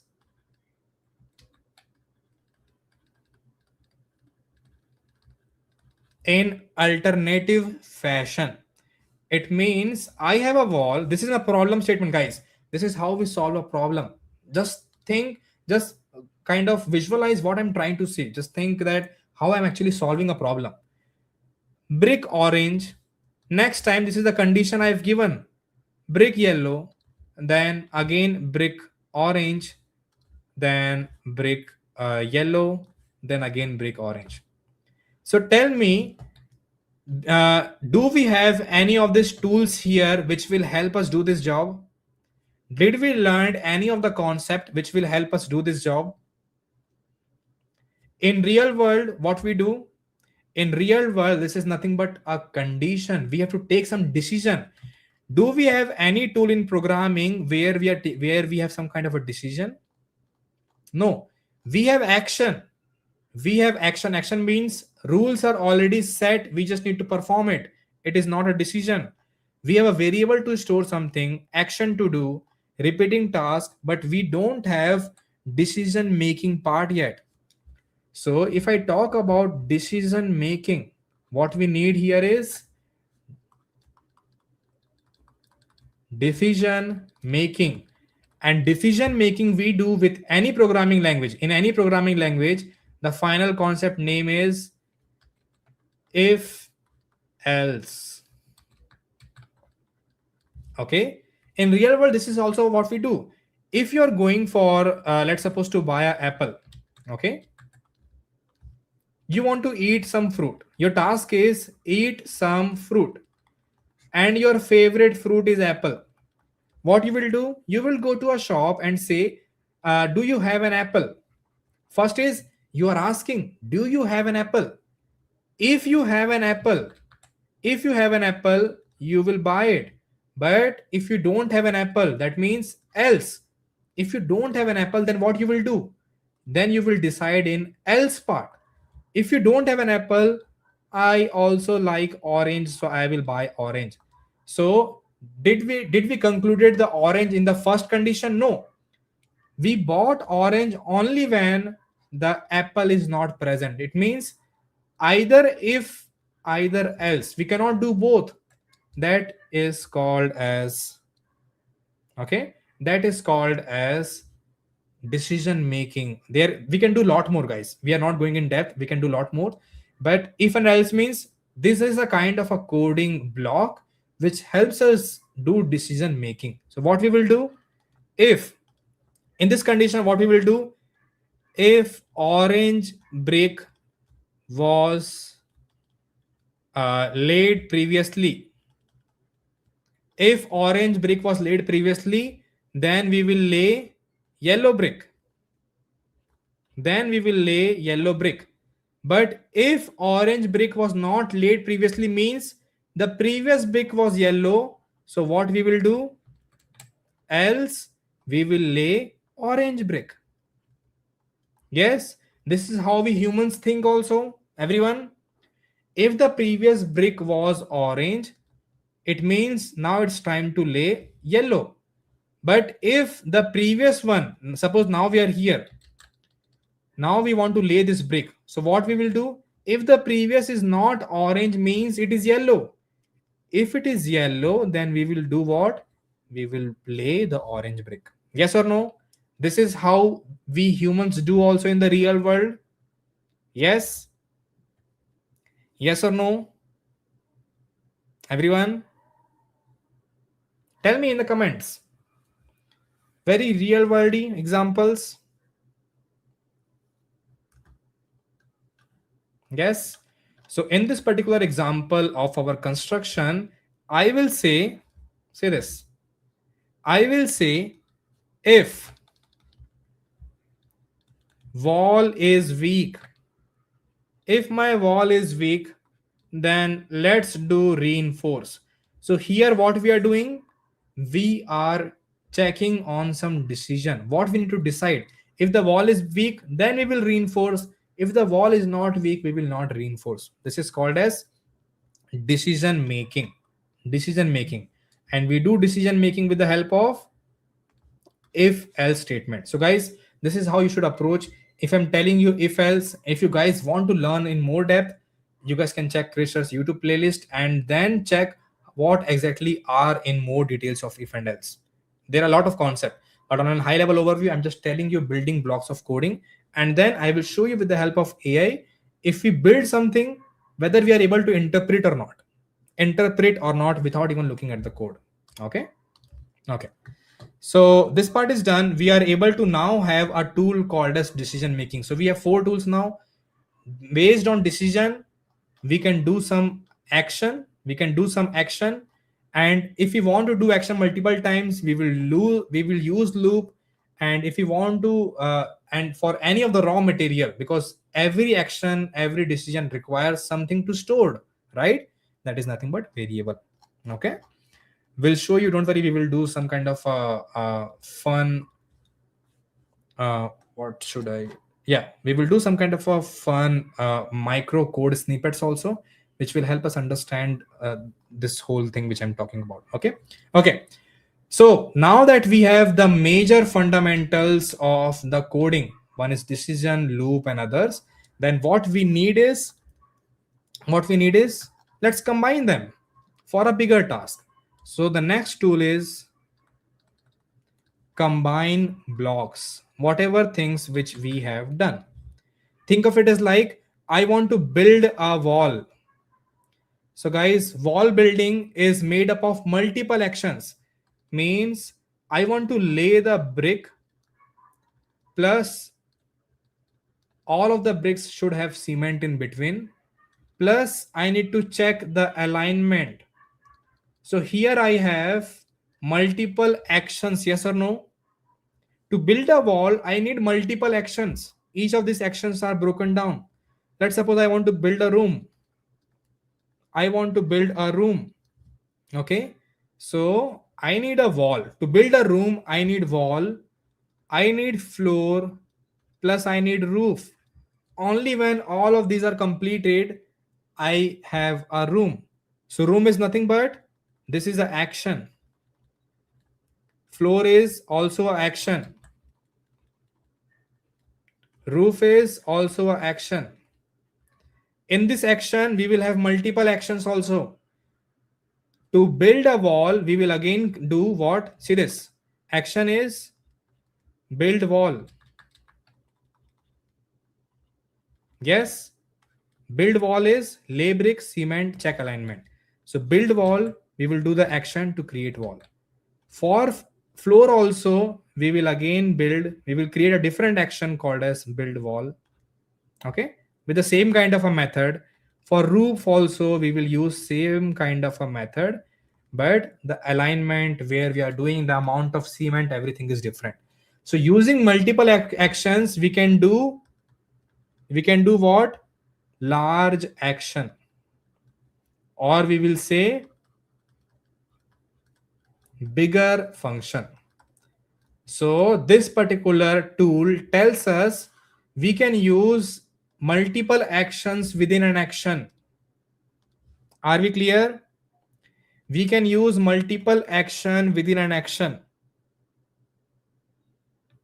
Yes, is everyone able to see this? Guys, tell me yes or no. Think of that application also. If I talk about calculator is made from one action or multiple action. Calculator has addition, calculator has subtraction, calculation has multiplication, calculation has division. Okay, calculation has division also. Okay, so a single calculator is also an action. Action is to calculate, but what are we doing in the calculation is other types of actions also. So this is nothing but making more bigger actions from smaller actions. Combine blocks. Great. Yes, I hope everyone is able to understand and still not afraid of coding. We have not done coding, but if I show you the code, even without looking at the code, if you understand what those names are, you will be able to understand. Okay. I am not telling you any of the coding standard coding format. Okay. You guys can learn it in a different way, but this one you cannot learn in a different way. This particular series does not exist. Okay. Next. So guys, now we are able to combine block. We are able to build wall, build room. What is the last thing of house?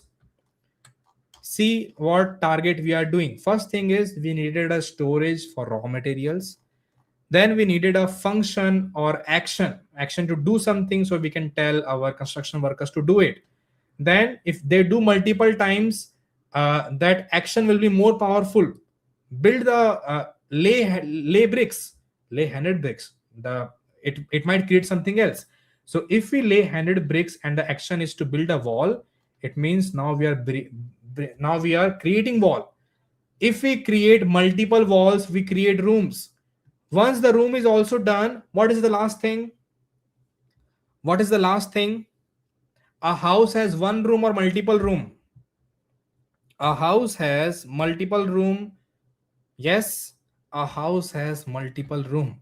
So the last concept is called as, I will say, now we want to focus on entire building. Okay, entire building.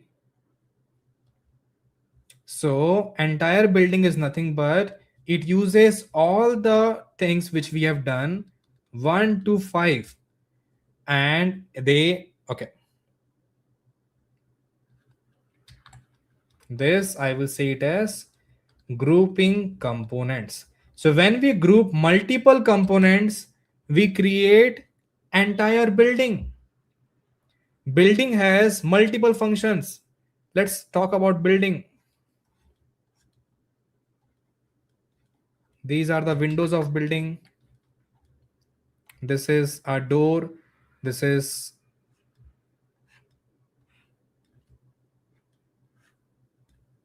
okay, this is another window. Inside this house we have multiple rooms. So whatever we have created from 1 to 5, now it's time to group components and create a final thing. Okay, so as you guys, lot of you mentioned at the very start, to create a house, what is the first thing which we need? To create a house we need blueprint. So blueprint is when we have when we have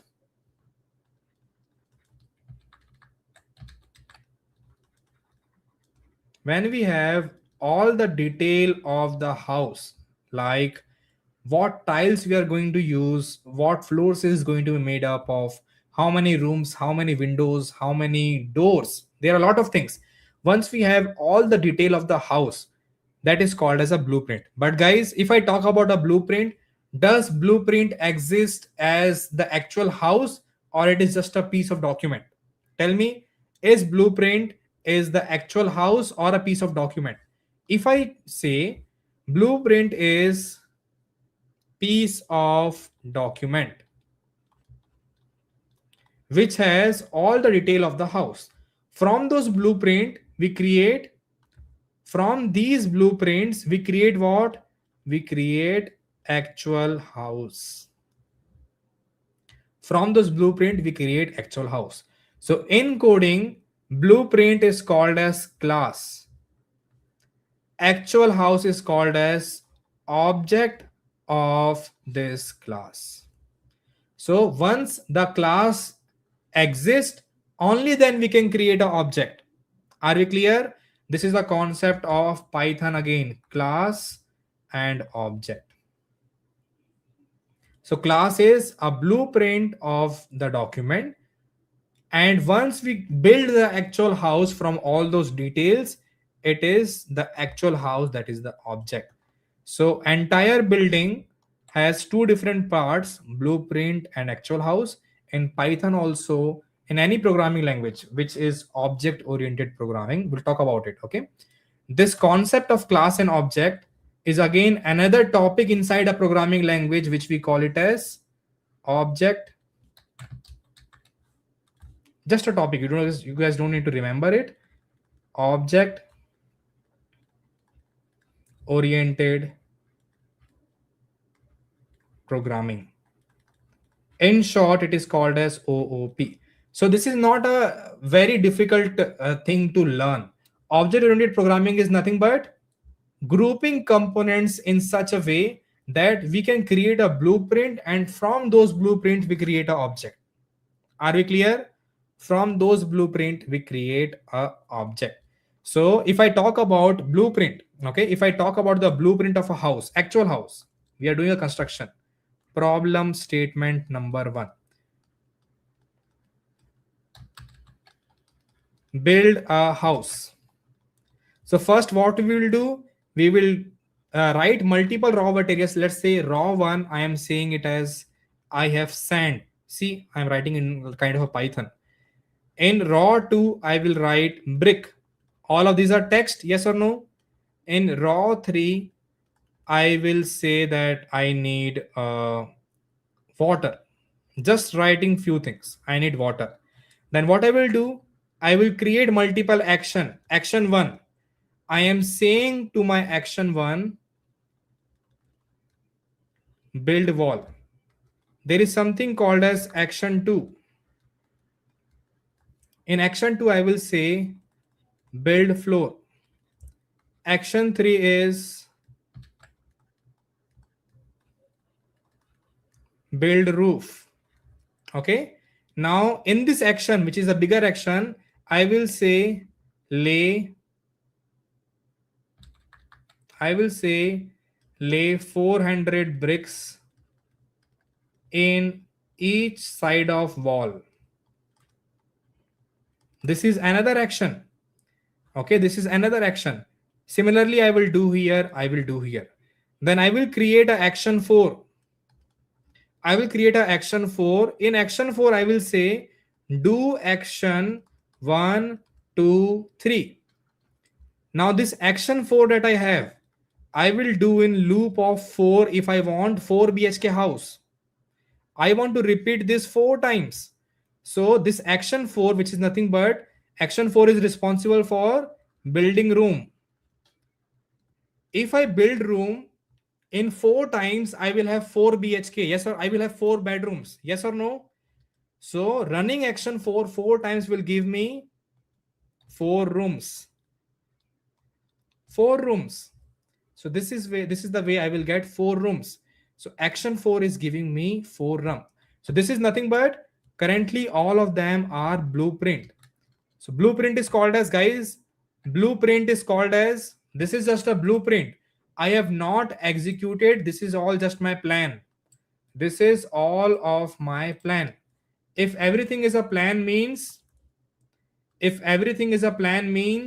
told you, plan in any programming is called as, blueprint is called as class. I just told you, blueprint is called as class. Can I use this blueprint to create other houses? Can I use this blueprint to make other houses? Can I use this blueprint to make other houses? Yes. So let's say I'm using the same blueprint to create a house 1. I'm using a same blueprint to create a house 2. I'm using a same blueprint to create a house 3. So see, I don't have to create multiple blueprints. I just created it once, but I'm creating multiple houses. This is nothing but a concept of grouping different components and reusing it. Okay. So classes, using one class, we can reuse this as much as we want to create multiple houses. And this completes a very, very high level overview of what actually is programming. Okay, not actually programming, the main building blocks of programming: classes, objects, bigger function from a smaller function. We have something called as decision making, if else. We have loop, we have function. Function is nothing but action, a small action, and then we have variables. Guys, is everyone able to understand all of this? No one will be able to complete all of this in just 1.5 hours. Trust me, this is lot of information without giving lot of information. How many of you believe this? Lot of information without giving lot of information. That's how we should learn.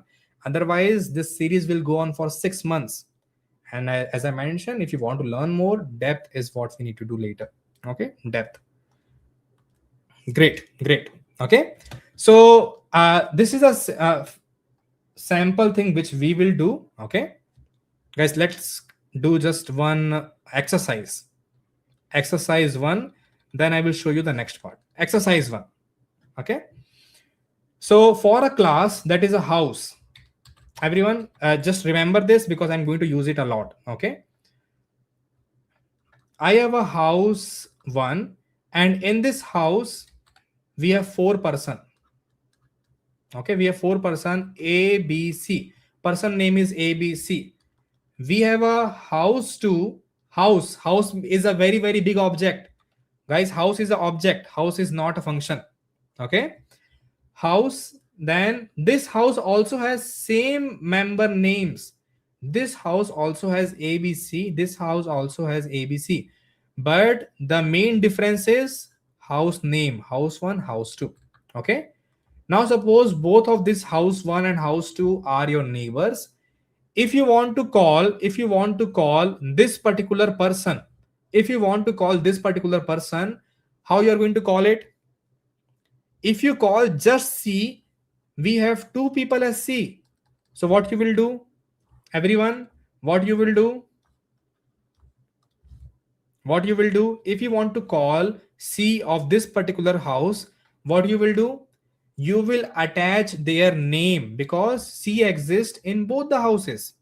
So what you will do? You will say house. See this. This is how you will call them. You will call them as house1.c. In programming, this is how we write it. House1 dot means we are connecting this C to the house1 member. It means we are calling house1.c. Are we clear? Is everyone clear? So whenever you will see some dot kind of a thing, it means we are talking about someone who is a part of an object. Okay. An object is a part of class, and class is a part of everything which we have done till now. So now let's talk about the exercise. Only one exercise we will do, then I will start a very important part of today's class. Exercise. Okay. So problem statement to everyone. This is a problem statement number 2.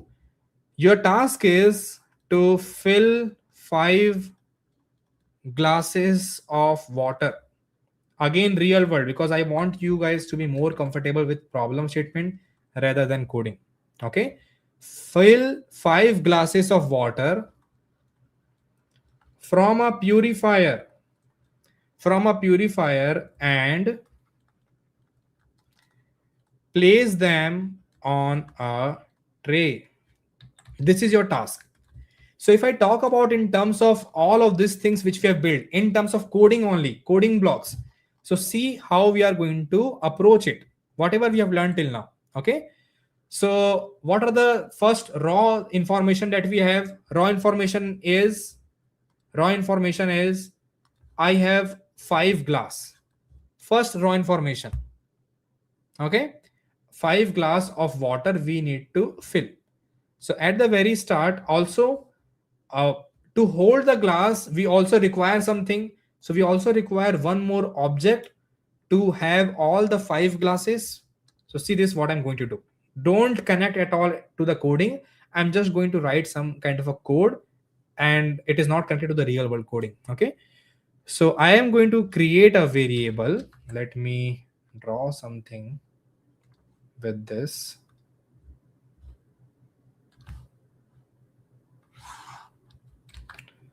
Okay.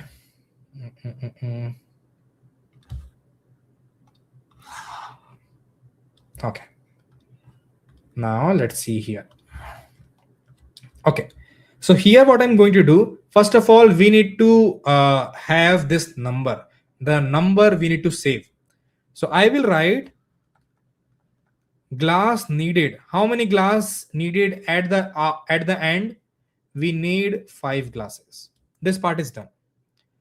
At the start, we want tray to be empty or full.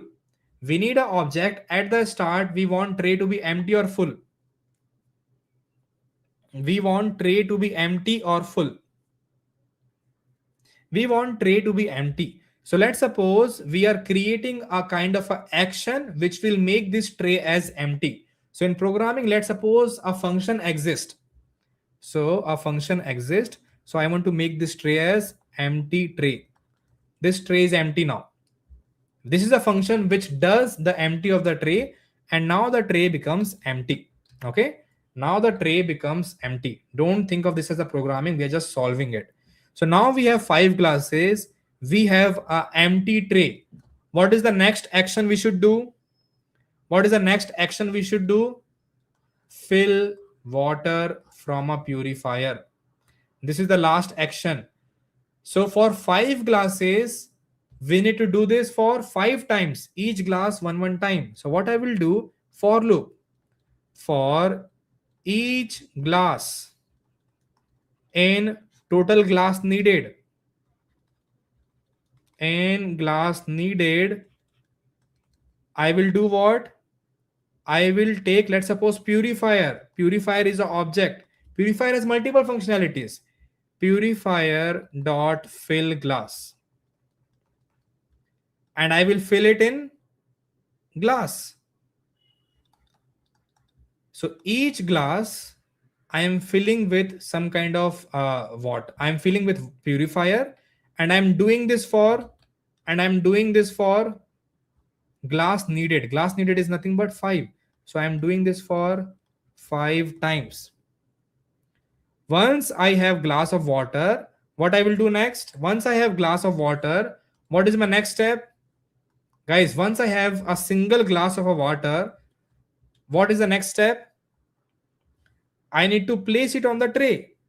So let's suppose there is another function of the tray. As I mentioned, just like house has multiple functionalities, door open, door close, each of these kind of functionalities, just we are just doing anything out of blue. Okay, we don't actually do coding here. Tray dot place glass. So in tray we will place the current glass which is filled. Then we will do for next glass, next glass, next glass. This 2 action I will do it 5 times. Guys, these 2 actions I will do it 5 times. Yes, these 2 actions is common for all the glasses. Yes, these 2 actions is common for all the glasses. Once all my actions are done, once all glasses I placed on tray, what is the next thing I will do? I will serve the tray. So I saved how many of them are needed. I make the tray as empty, just like we do in kitchen. I'm just writing it in terms of because we have not even seen Python coding. Then we are doing some action, these 2 actions 5 times. Once these 5 times actions are done, we will save the tray. Guys, this is how we do in real world. Yes or no? Guys, this is how we should do in real world. Yes or no? Yes or no? Tell me. Yes. So are we even able to understand little bit of coding here without even looking at Python coding? Are we able to see that? Yes. Okay, great. Now the final part before closing, the very fun part, that is, oh, we have done a lot of things. We are done with our basic fundamentals of coding, not just Python. We are able to solve things and understand things in terms of loop, function, actions. Okay, learning in depth is a different thing. Before LLM call, I want to introduce you the last thing in Python, okay, in today's class. That is, now we have all the tools. Now to build a house, final thing, okay. 7th,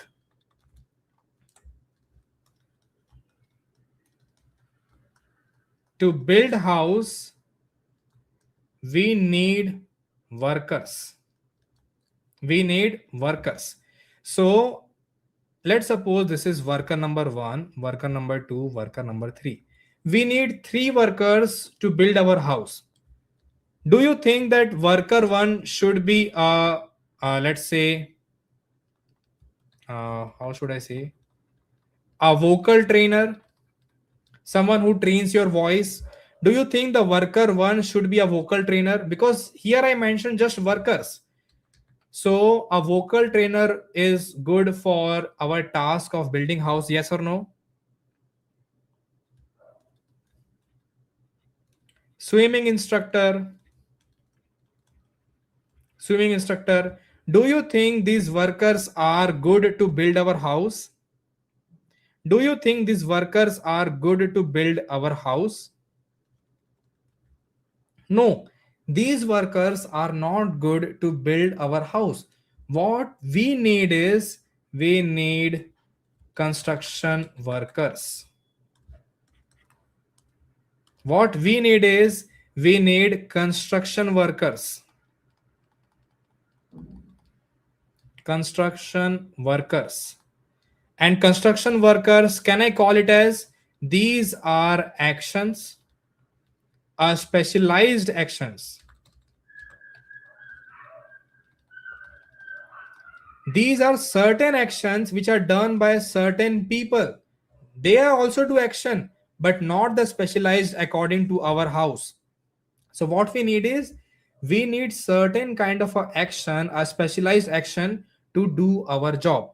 All right, to do our job.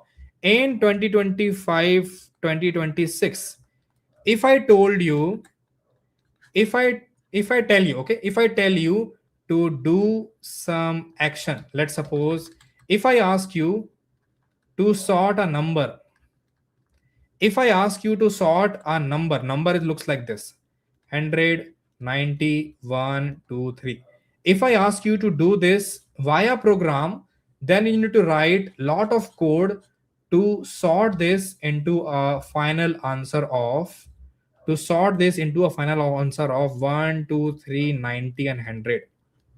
But in Python, to sort this particular number and give this answer, we already have inbuilt functions. We already have inbuilt functions in Python which are available. If I just write sort and pass all of this number, Python will give me the answer. I will show you that. See this. I will show you. Don't look at the code. We are not here to learn coding, not today. Okay. I have 100, 10, 1, 2, 3, 56. Okay. I have saved this into a, there is some value which I saved to a variable. Now everyone knows what is a variable. If I do sort,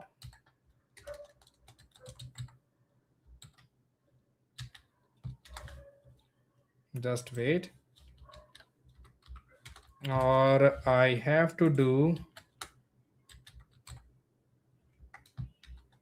okay, say this, I did something. Okay, I did something, and when I'm printing it,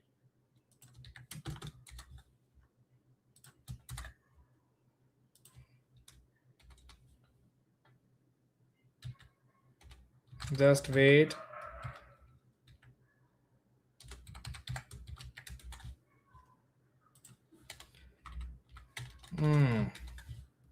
I need to get the values.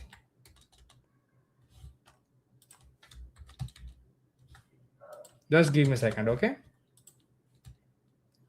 Because I have used a different sorted, it should be sorted.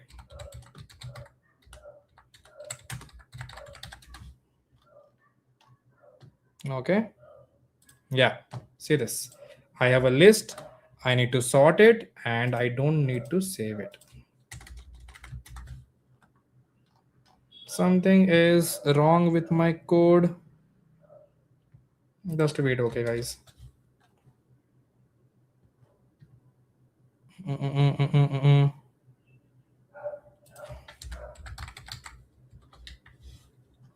And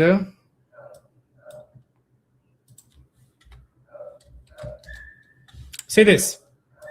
Is it working now? Are you able to see this number? Everyone? Are we able to see this? Guys, are we able to see this? Is the number sorted? Is the number sorted? Did we wrote any code behind the sort? No. We just use it the built-in method. If you want to see the actual code, see the actual code is present here. I will show you. See this. This is the actual code of the sort. There is lot of things behind it, and we don't want to worry about all of these sort functions. It is already built in. So what we are doing, we are just using these functions. So what I want to tell you, that there are some inbuilt function and there are some functions which are not available in our system.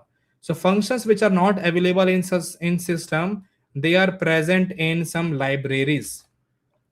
They are present in some libraries. So what we need to do, think of library as like a specialized worker. If we want some kind of a work, okay, if we want some kind of a work, first thing is we need to, just give me a second. Yeah, here it is.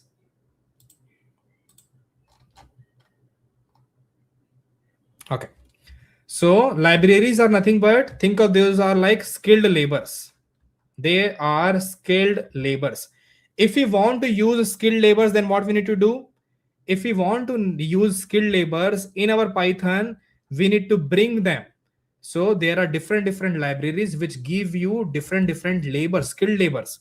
And some of them, the examples are, there is one library in Python called as pandas. There is some library in Python called as math. In pandas, if you want to work with data set, this is specialized in data organization. Math, okay, math is a skilled labor which is specialized in maths. Lot of maths thing. There is another library called as CV2, which is specialized in computer vision, which is a kind of a AI which you guys are going to see once you are done with Python deep learning. Okay, so what I wanted to tell, in Python, if we want to have a specialized labor, what we need to do, we first need to bring that labor into our system and then use it like this. All right, and then use it like this. These are called as libraries. So is everyone clear with the concept of library? Library is nothing but, library is a place where we have lot of different functions. Each library is specialized in certain kind of a function. It is code already made by other developers, so you can use. Okay, already available, and it is made by other developers, and the objective is, so we don't have to write the same code again. All we need to do is just use it. All right, very simple. So now I will talk about today's final agenda of working with an LLM. Okay, very simple, because it is the simplest thing which you can do here. Okay, simplest thing which you can do here. So what I will do, I will show you one thing here in our Google. So if you go to Google Studio, aistudio.google.com, guys, this is the link. If you go to aistudio.google.com, okay, and this is what you will see this, aistudio.google.com, you will see some kind of agreement. Click on the first one, second one, just read it and continue. I'm just clicking on the first one. All right, then you will see some code present here. See this, then you will see some kind of a code present here. All right, and I also want to show you this one. Where is that? Give me a second. Okay, here it is.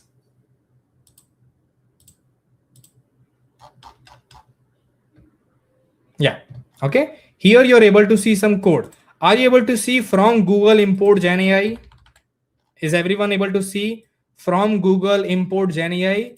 So think of that as, this is the skilled labor from Google which have capabilities of talking like a Gemini. Here we are able to communicate, yes or no? Here we are able to write something in the chat in the Google Gemini. Hello, how are you? Yes. See this, here it is working. So to, if you don't want to use this way, if we want to use a way where we can interact with the coding, we can interact with our coding blocks, then we need to use that skilled labor from Google. And to use this skilled labor in our system, these are the few things which we need to do. First thing, see this. First thing is we need to install that skilled labor. Okay. To install the skilled labor, this is the code which we need to write. Pip. Okay. First of all, let me remove it. And we want to use our system kernel, guys. I don't want to use Colab. I want to use our system Python. Okay. So now I'm selected in our system Python. I will say pip install Google Gen AI. So this brings us all the labors Google have, all the labors, not just Gen AI, but all the labors. So let's install it. It will take some time. Once it is done, then we will move forward to the next part. See this? This is already installed in my system. So let's bring one of those skilled labors. The first skilled labor name is as mentioned in the documentation. See this? As mentioned in the documentation, we just need to copy this command, paste it here. It is saying there is no module name Google Gen AI. Let's see what is going on. Give me a second, okay? Because sometimes it creates these errors. Give me a second, okay? Because I've installed a lot of things in my system, so I think it might be creating some issue.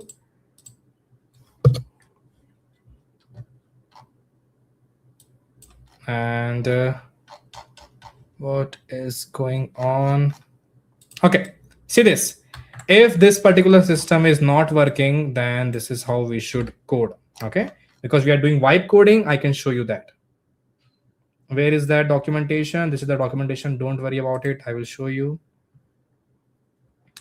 Let it load. This is the documentation.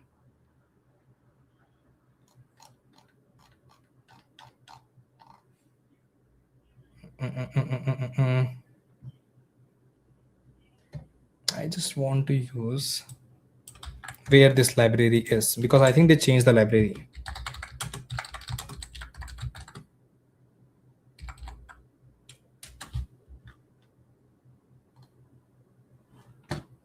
Or I think this is not really working. So let me load it again. Okay.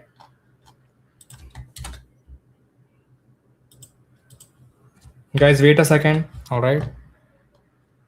I think I did install a correct version, but for some reason, something is broken in my system.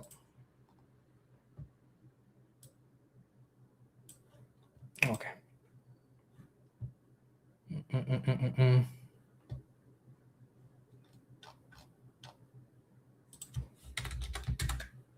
Let's install again. Let's see. Sometimes these systems have issue. If not, I will show you some different method. Okay. And let's import it again. I'm having this error, guys. Give me a second. Sometimes this happens in production. Okay.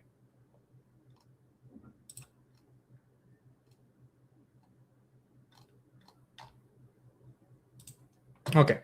I found one other library, and it means I need to test this as well. If this works, then we don't need to worry about the other part. Let's wait.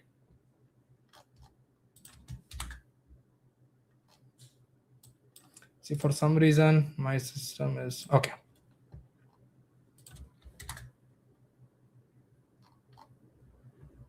Guys, Colab one is working for now, but I will check this issue because previously when I tried, this was working. But when you work with Colab, guys, see, this is one of those ways that when we work with Colab, it does not creates an issue. Okay.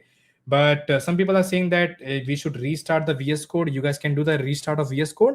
But see this also works. When you connect with Google Colab Notebook, it works. Now see this, very, very, very simple, very simple. What I'm going to do in this particular documentation that we have, where is this documentation? Here. Next thing is genai.client equals to client. We just need to paste it. Is everyone at least able to read it? This is some kind of an object, and inside that object, we have some function. Yes, inside that, we have some kind of a function. So this I will copy and paste here and then write it here. GenAI.client. Here what it is doing, we are missing some kind of a API key. So before that, I will show you, because documentation does not always provide you everything. What you need to do is, using this Gen AI, you need to set up your client. Don't worry about all of this. We need to get this API key to access our Google account. So see this, there is something called as view API key in AI Studio. If you click here and copy this API key, guys, even if you use my API key, nothing will happen. Okay. So in this API key, I will paste my API key and then create it. Okay.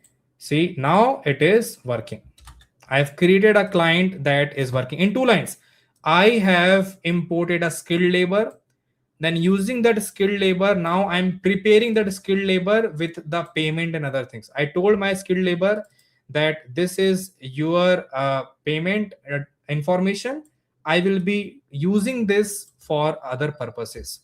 Now my skilled labor is ready. See this. This is my skilled labor. Now my skilled labor is ready. All right. Next thing what I'm going to do, I'm going to use, if you check in this particular screen, are you able to see what is the model which is selected? You can see fast thinking with 3 Pro. There are different kind of models. Okay. Gemini give you different LLMs. If you want to check how many LLMs, how many models are there, I will show you this particular code. I am iterating over all the models available and I just want to print it. See this? I am using for loop and checking this client has different intelligent model. I want to see all of them. So I'm just printing it. Don't look at the code. Are we able to see all the models? These are all different kind of models that this particular skilled labor has access to. Okay. This particular skilled labor has access to. Once we are done, we will select what model we want to go. Let's suppose I like this model. I like this model. Okay, I like this model. What I will do, I will copy and paste this name. Is this the same exact name? Same name I will copy and I will store into a variable. Done. Everyone knows what is a variable?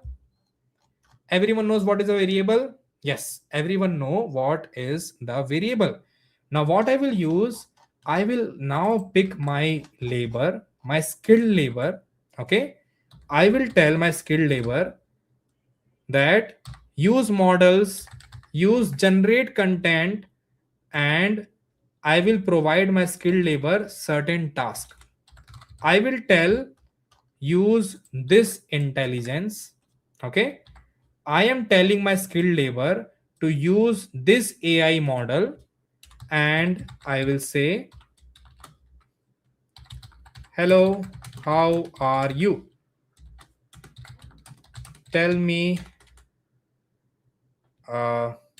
about Python. Okay. Hello, how are you? Tell me about Python. This is what we are asking, just like we are doing here. See this? Just like we were writing things here, now we are writing things here. Instead of selecting things from fast, things pro and other things, now we have already given it what model to use. So these are the two things which UI also uses, model as well as the question to my skilled labor. Now my skilled labor will provide me a response. Response is done. Let's say content, something is wrong. Okay. I just want to check what are the different things available. Just give me a second, guys. Okay. Okay. It is contents. Okay. This is skilled labor want things in contents. See this? You have exceeded your current quota. See, I'm getting a billing information that guys, are you using my code or something? Because my rate limited exceeded. Okay. My rate limited exceeded. So let me use something simple. Let's use, do we have something simple? Because I'm not able to get that simple. So let's see, do we have more quota here? Or maybe you have utilized everything. Let's refresh, guys. Okay, sometime it happens.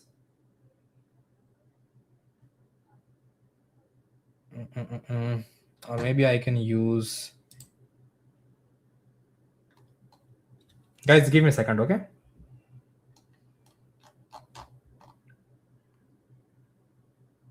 you don't have to do all of that, but I'm just checking.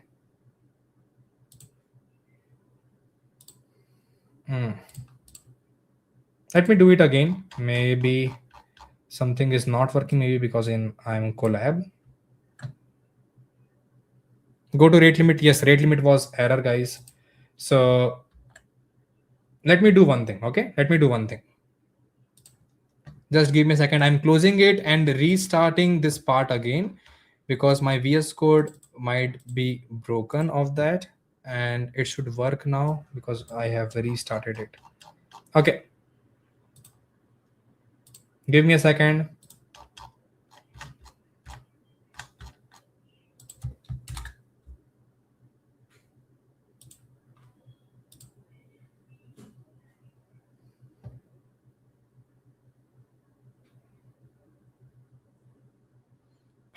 Yeah, guys, sometimes this API keys and others create this issue. Okay, and that's what we have to do. Maybe this API key is something which will not work, or I need to create something else.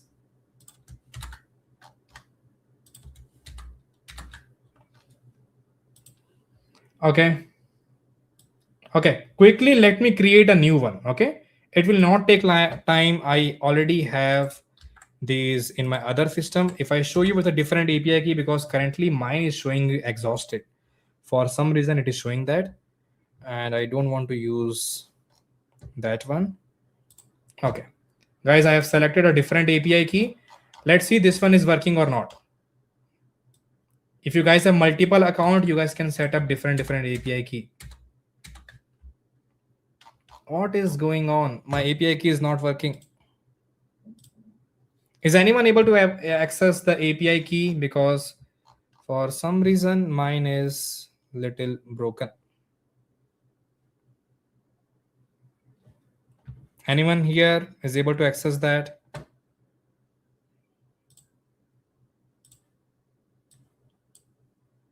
Guys, give me a second. Okay, don't worry, this will not drag much. We have already completed this part.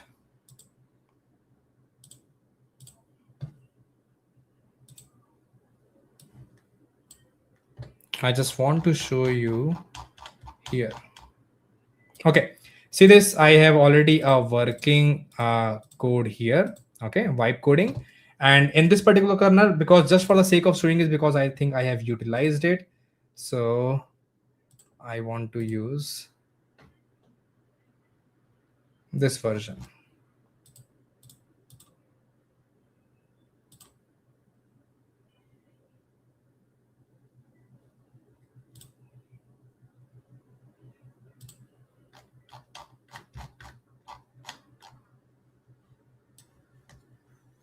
Give me a second, little frustrating.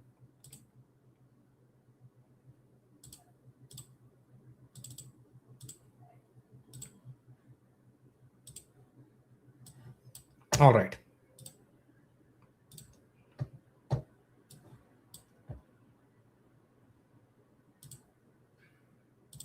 Okay, so I'm going to use this, and where is our API key? This is our API key.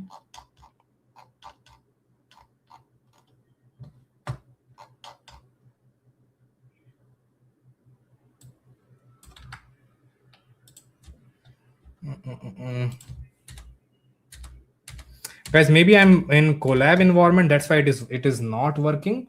But this error we are getting, but if you use something else, it might not give you this error. Let me check this model. Okay, let me check another model.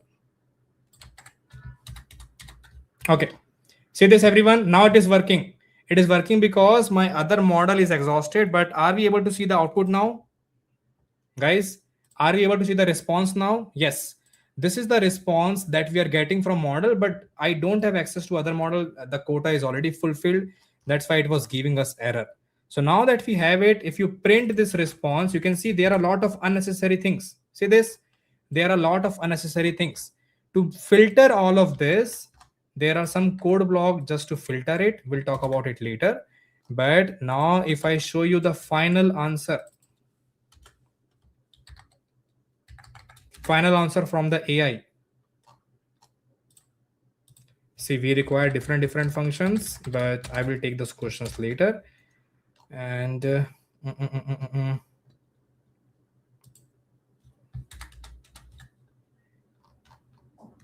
okay.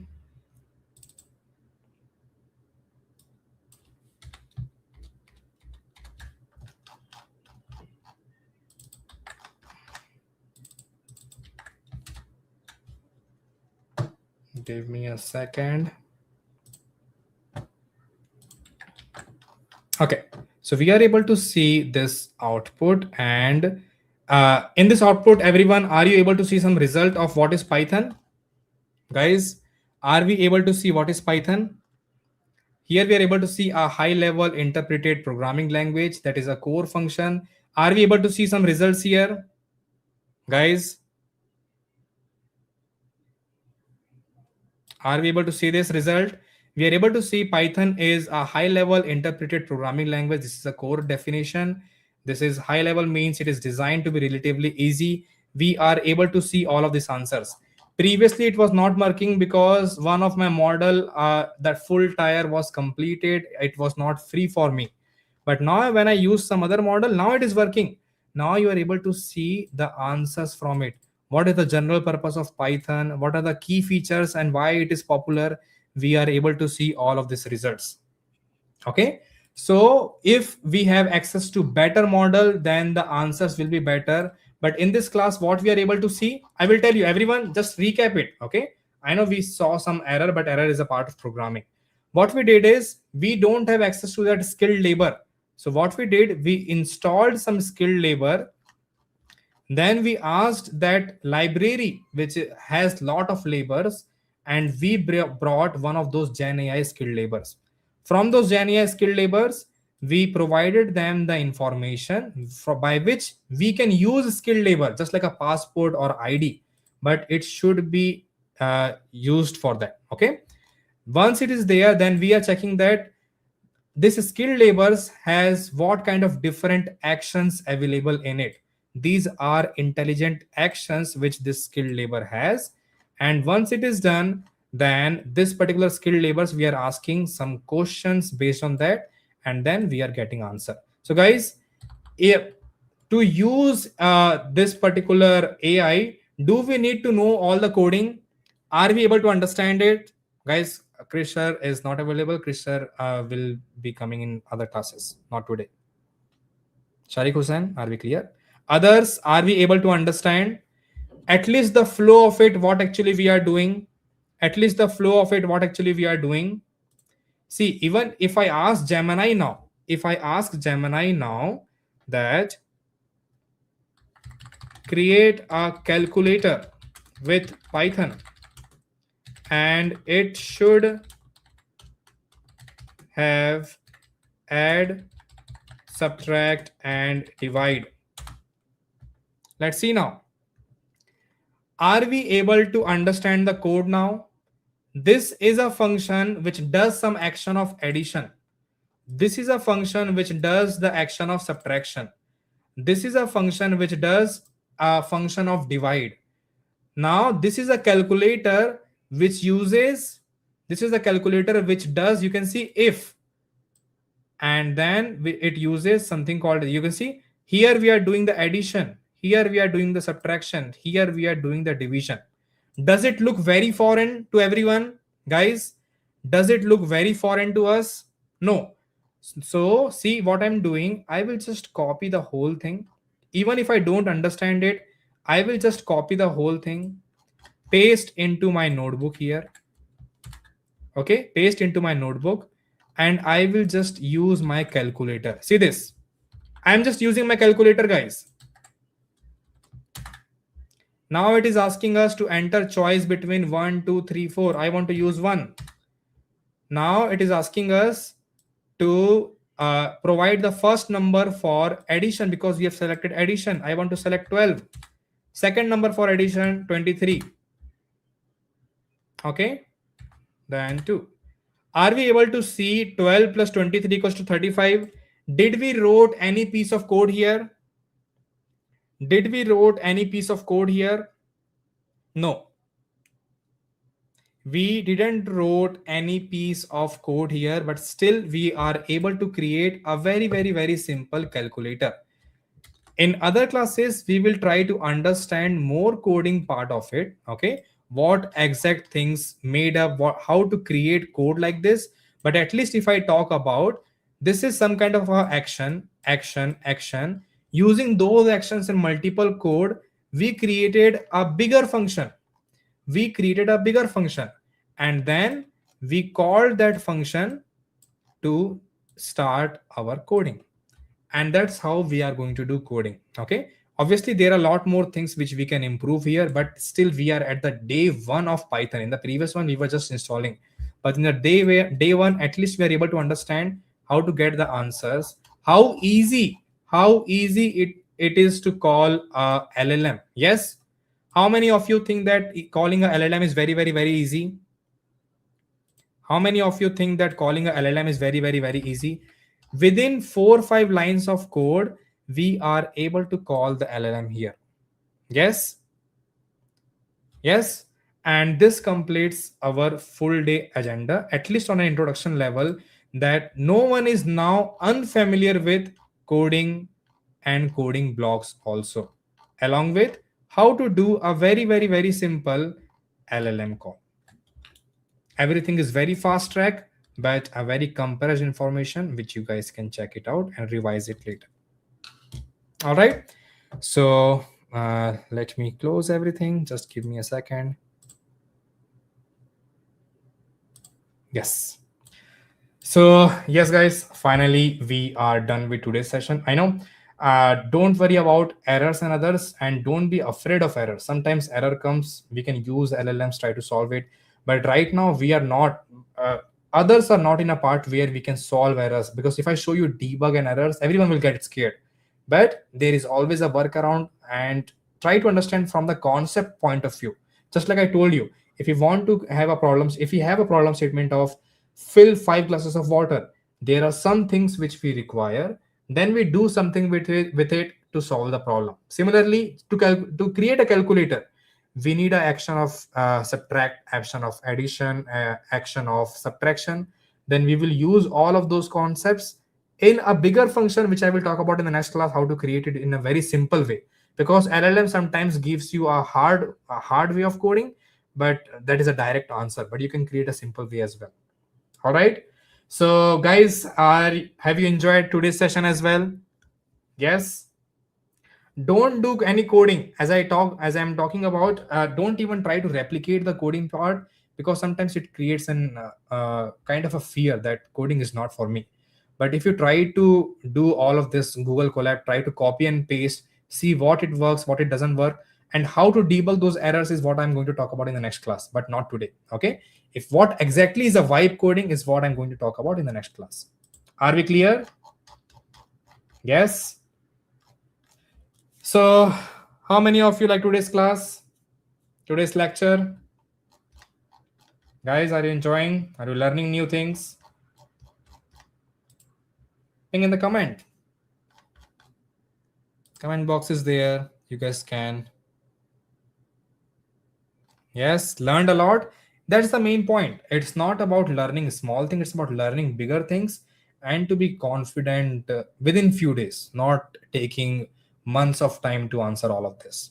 All right, so revise those building blocks, and then take a note of it, and try to find those answers in depth if you want to learn, or at least try to join few more lectures of this live series, just to make just to be more comfortable around coding. All right. Yes. Yes, thank you very much guys, thank you very much. And whoever wants to, guys, if you want to check the day 1 video is also attached in the description of day 2, and also you can check Krish's live recording classes And for ultimate data science, the batch 1 recording will also be available from the day 1 when you join this class. Okay, so there are a lot of perks around it. You can connect with our sales team. The number is also present in the description, so you guys can check it.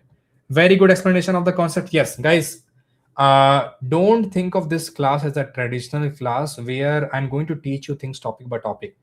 Topic by topic concept is a part of a bigger picture that we cannot cover here. It will take months, but my main part is what we can cover in a very very short span of a time, so at least you all are familiar with. Okay, if I talk about how to connect with LLM, at least few of you will be able to answer it, that I will be importing some library from Google, then I will pass this API key, then I will pass my answer and get the response. Done. Within three lines of code, I was able to call the LLM. At least this is what we are able to do. Guys, you cannot crack an interview with vibe coding, but you can do your job better with vibe coding. Okay, for interview, you require all in-depth concepts, but vibe coding is something that will help you. And once you are in the job, it will make you 10 times faster, and that's what everyone is doing. Okay, and if you like today's class, do leave a comment in the chat section, not the live chat, but in the YouTube chat section, and it will be good for whole community as well. Okay, so next class we'll try to Krish sir will try to arrange, and you guys will see the countdown also. All right, it is not planned yet, but it will be planned in this week. So in this week, maybe we might have 2 more classes or 1 more class, and in that you guys will get lot more information. Just like now you are comfortable with what is a programming language, and the next one we will see more. All right, and that more tools, more things we will learn next class. Yes, thank you very much guys for joining today's session. I'm ending the stream, and document and other things I will also upload later, but it will not be available at least this time, because I'm going to save the PDF, upload in a place where you guys can access it. Okay, so thank you very much guys for joining today's session. I will see you next time. Bye bye, see you.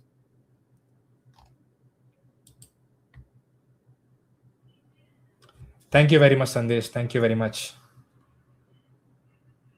Guys, please do leave a comment in the YouTube section. All right, very much appreciated. Thank you guys. Thank you.